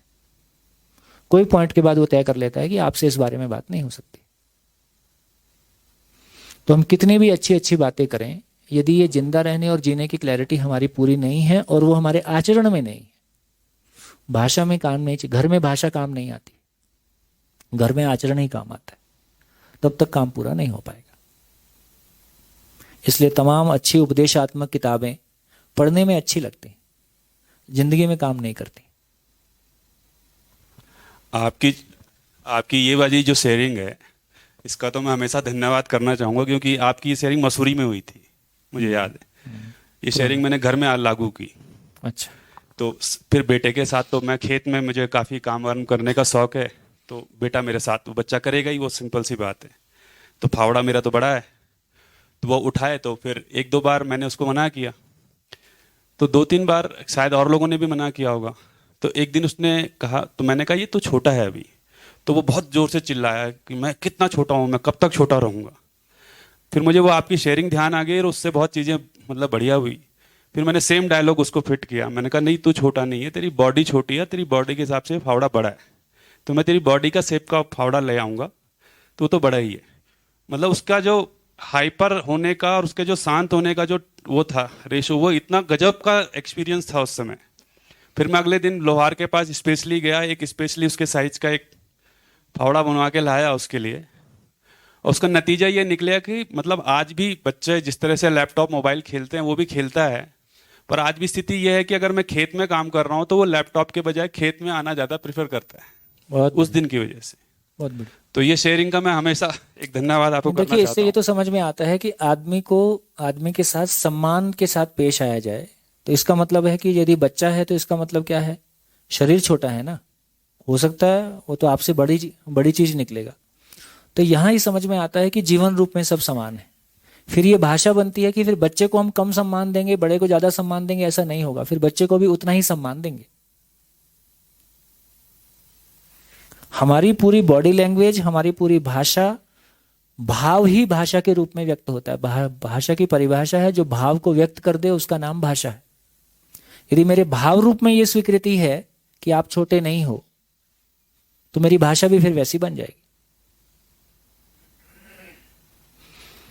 लिख डालिए क्या समझ में आया। आज की दिन भर की चर्चा में कितने पॉइंट्स पे हमारा ध्यान चला गया, कहाँ हमको गैप नजर आ गया, कैसे हम चीजों को आगे देखेंगे। कुछ कहना चाहते हैं? एक सवाल, वो भुवन भाई ने जो बताया उसी के मुझे लगा बाद में आएगा, पर फिर भी क्वेश्चन को पूरा कर देना चाहता हूँ। अभी हम एक बात करते हैं कि यूनिवर्स में व्यवस्था है, हाँ। दूसरी बार ये कहते हैं कि हमने काफी गड़बड़ी और अव्यवस्था पैदा की है। मेरा सवाल ये है, व्यवस्था में से अव्यवस्था कैसे पैदा हो सकती है? कर दूं, अभी कर दूं।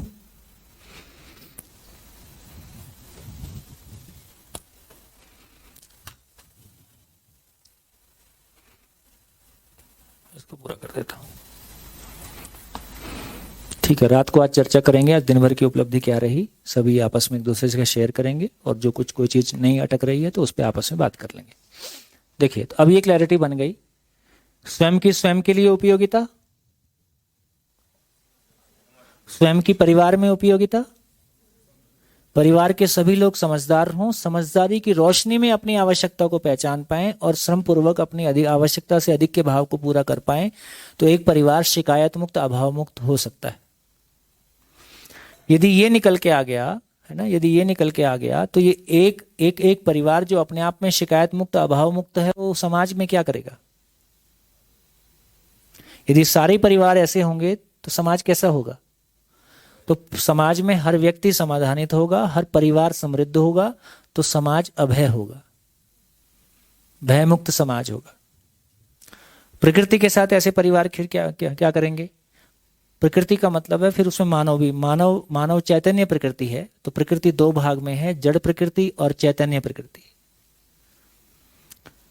तो अब हर मानव समझदार हो, हर परिवार में समृद्धि हो, समाज भय से मुक्त हो, प्रकृति में संतुलन हो, उसको सहअस्तित्व बोला। इसका मतलब है कि समाधान, समृद्धि, यदि सही है, फाइनली क्या कहें तो मानव लक्ष्य क्या है? इसको मानव लक्ष्य कहा। सभी मानव का लक्ष्य एक है। लक्ष्य आपको तय नहीं करना है, आपके मानव होने के नाते अस्तित्व में लक्ष्य तय है पहले से। जो तय है केवल उसको पहचानना है। तो क्या लक्ष्य पहचानना है? मानव लक्ष्य क्या हो गया? मैं समझदार हो जाऊं, नंबर 1। मेरे परिवार के सभी लोग समझदार हो जाएं, नंबर 2। समझदारी की रोशनी में परिवार समृद्धि को फील कर पाए, नंबर 3। समाज में सभी परिवार, कितने परिवारों के साथ मैं सहयोगी हो सकता हूं, दूसरे परिवार भी समृद्ध हो पाए, यही मेरी उपयोगिता है, यही मेरे सम्मान का आधार है समाज में। और कुल मिला के हम नेचर के साथ में कोएग्जिस्टेंस के साथ सहअस्तित्व पूर्वक जी सकें। सभी मानव का लक्ष्य इतना ही है, इससे ज्यादा होता नहीं, इससे कम में चलता नहीं, सभी के लिए इतना ही है। तो पूर्णता के अर्थ में लक्ष्य को पहचान लिया। अभी हमारा लक्ष्य जो अभी पहचाना हुआ था वो लक्ष्य कहाँ है इसमें? अभी जो लक्ष्य हमने पहचाना होता है इसमें वेटनरी डॉक्टर कहाँ जाएगा? इसमें वेटनरी डॉक्टर कहीं रहेगा कि नहीं रहेगा? कहाँ रहेगा? इस मानव लक्ष्य में इंजीनियर है, डॉक्टर है ना, कि नहीं है? कहाँ है? हाँ, तो ये जो समृद्धि की बात कर रहे हैं, जितने भी स्किल हैं वो सारे इसमें आ गए, जितने भी स्किल हैं। तो इससे हमारी क्लैरिटी बनी कि सभी मानव का लक्ष्य एक है, सभी मानव की मूल चाहत एक है, सबके लिए समझ एक है। धीरे धीरे इसको आगे और फैलाएंगे। इतनी बात होने के बाद जो आपने पूछा उसको, अव्यवस्था में से व्यवस्था कहां से आ गई? तो पदार्थ अपने आप में व्यवस्था है, पदार्थ अपने आप में व्यवस्थित है, तो उसका आधार क्या है? पदार्थ का आचरण निश्चित है, तो वो निश्चित क्यों है? लोहा लोहा है, तो वो कैसे है? वो उसका आचरण ऐसा ही क्यों रहता है, बदल क्यों नहीं जाता है ना? Atomic configuration. तो इसका मतलब यह हुआ कि पदार्थ का आचरण मात्रा विधि से निश्चित है। एक पदार्थ में एक एटम, सारा पदार्थ का बिल्डिंग ब्लॉक एटम है। एटम में कुल मिला के उसका जो इलेक्ट्रॉनिक कॉन्फ़िगरेशन है वो निश्चित रहता है। यदि लोहे का इलेक्ट्रॉनिक कॉन्फ़िगरेशन बदल जाएगा तो लोहा नहीं रहेगा। तो इसका मतलब है मात्रा विधि से पदार्थ का आचरण निश्चित है। पेड़ पौधे का आचरण कैसे निश्चित है? पेड़ पौधे का आचरण कैसे निश्चित है? बीज विधि से। जैसा बीज है वैसा पेड़ है, वैसा फल है, वही बीज है और वही पेड़ है और वही फल है। जो बीज विधि से पेड़ पौधे का आचरण निश्चित है। पशु का आचरण कैसे निश्चित है?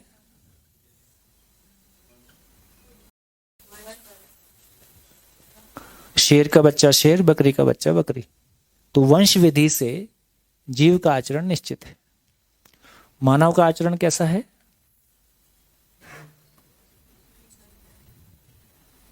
मानव का आचरण कैसा है? सभी बाकी मानव के अलावा सभी में उसका आकार को देख के आचरण को पहचान सकते हैं, है ना? सांप देख के सांप को पहचान लेते हैं, बकरी को देख के बकरी को पहचान लेते हैं, शेर को देख के शेर को, नीम को, आम को, बबूल को। और मानव को देख के मानव है पहचान लेते हैं कि नहीं? मानव है कि भैंस से पता चलता है कि नहीं? अरे आकार से तो पहचान लेते हैं, लेकिन आचरण किसका करेगा? आचरण शेर का भी कर सकता है, बिच्छू का भी कर सकता है, सबका कर सकता है। तो इससे यह तय हुआ कि मानव का शरीर वंश विधि है, मानव वंश विधि नहीं है। बढ़िया हो गया। मानव से मानव का शरीर ही पैदा होता है, बकरी पैदा नहीं हो जाती या शेर पैदा नहीं हो जाता है। इसका मतलब निश्चितता कहां पे है? शरीर में निश्चितता है। तो शरीर में निश्चितता है क्योंकि वो वंश विधि है। आचरण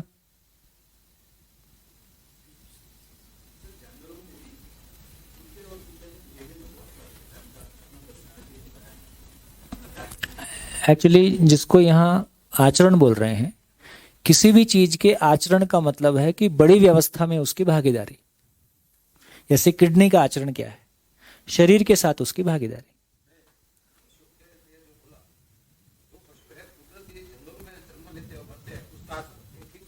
वही, हाँ।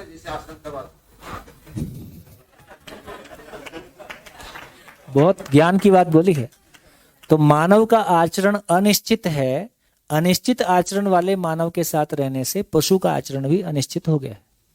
जैसे कुत्ता मूलतः जंगली कुत्ता मांसाहारी होता है। अभी कुत्ता हमारे घर में सब्जी भाजी भी खाता है ना, टमाटो खाता है। और कोई कोई कुत्ता तो ऐसा है वो कोई ब्रांड का ही बिस्किट खाता है, बाकी का छूता ही नहीं, तो ब्रांडेड कुत्ता है।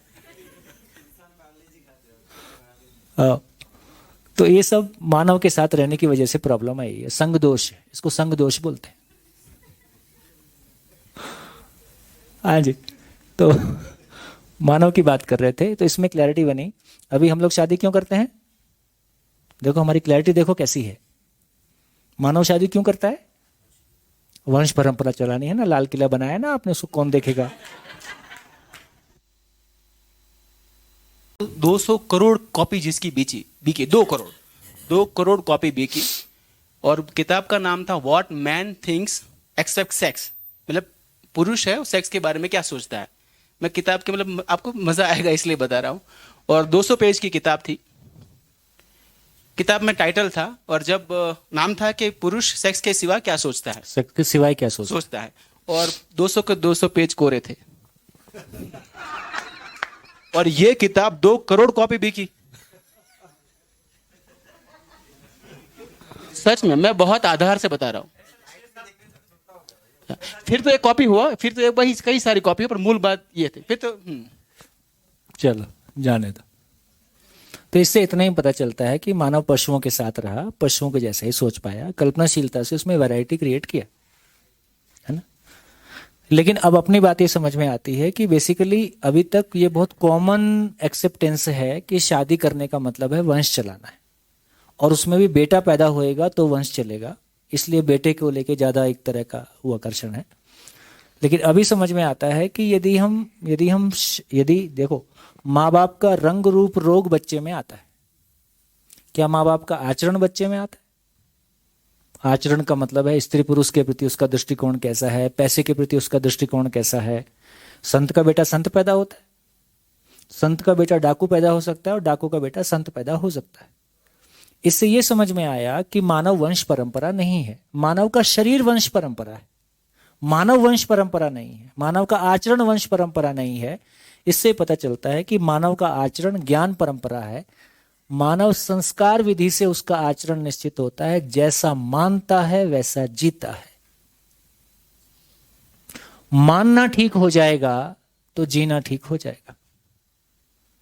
मानना किसी कंडीशनिंग से आता है कि मानना एग्जिस्टेंशियल रियलिटी से आता है, इस पर डिपेंड करता है कि उसके मानने की क्वालिटी कैसी है।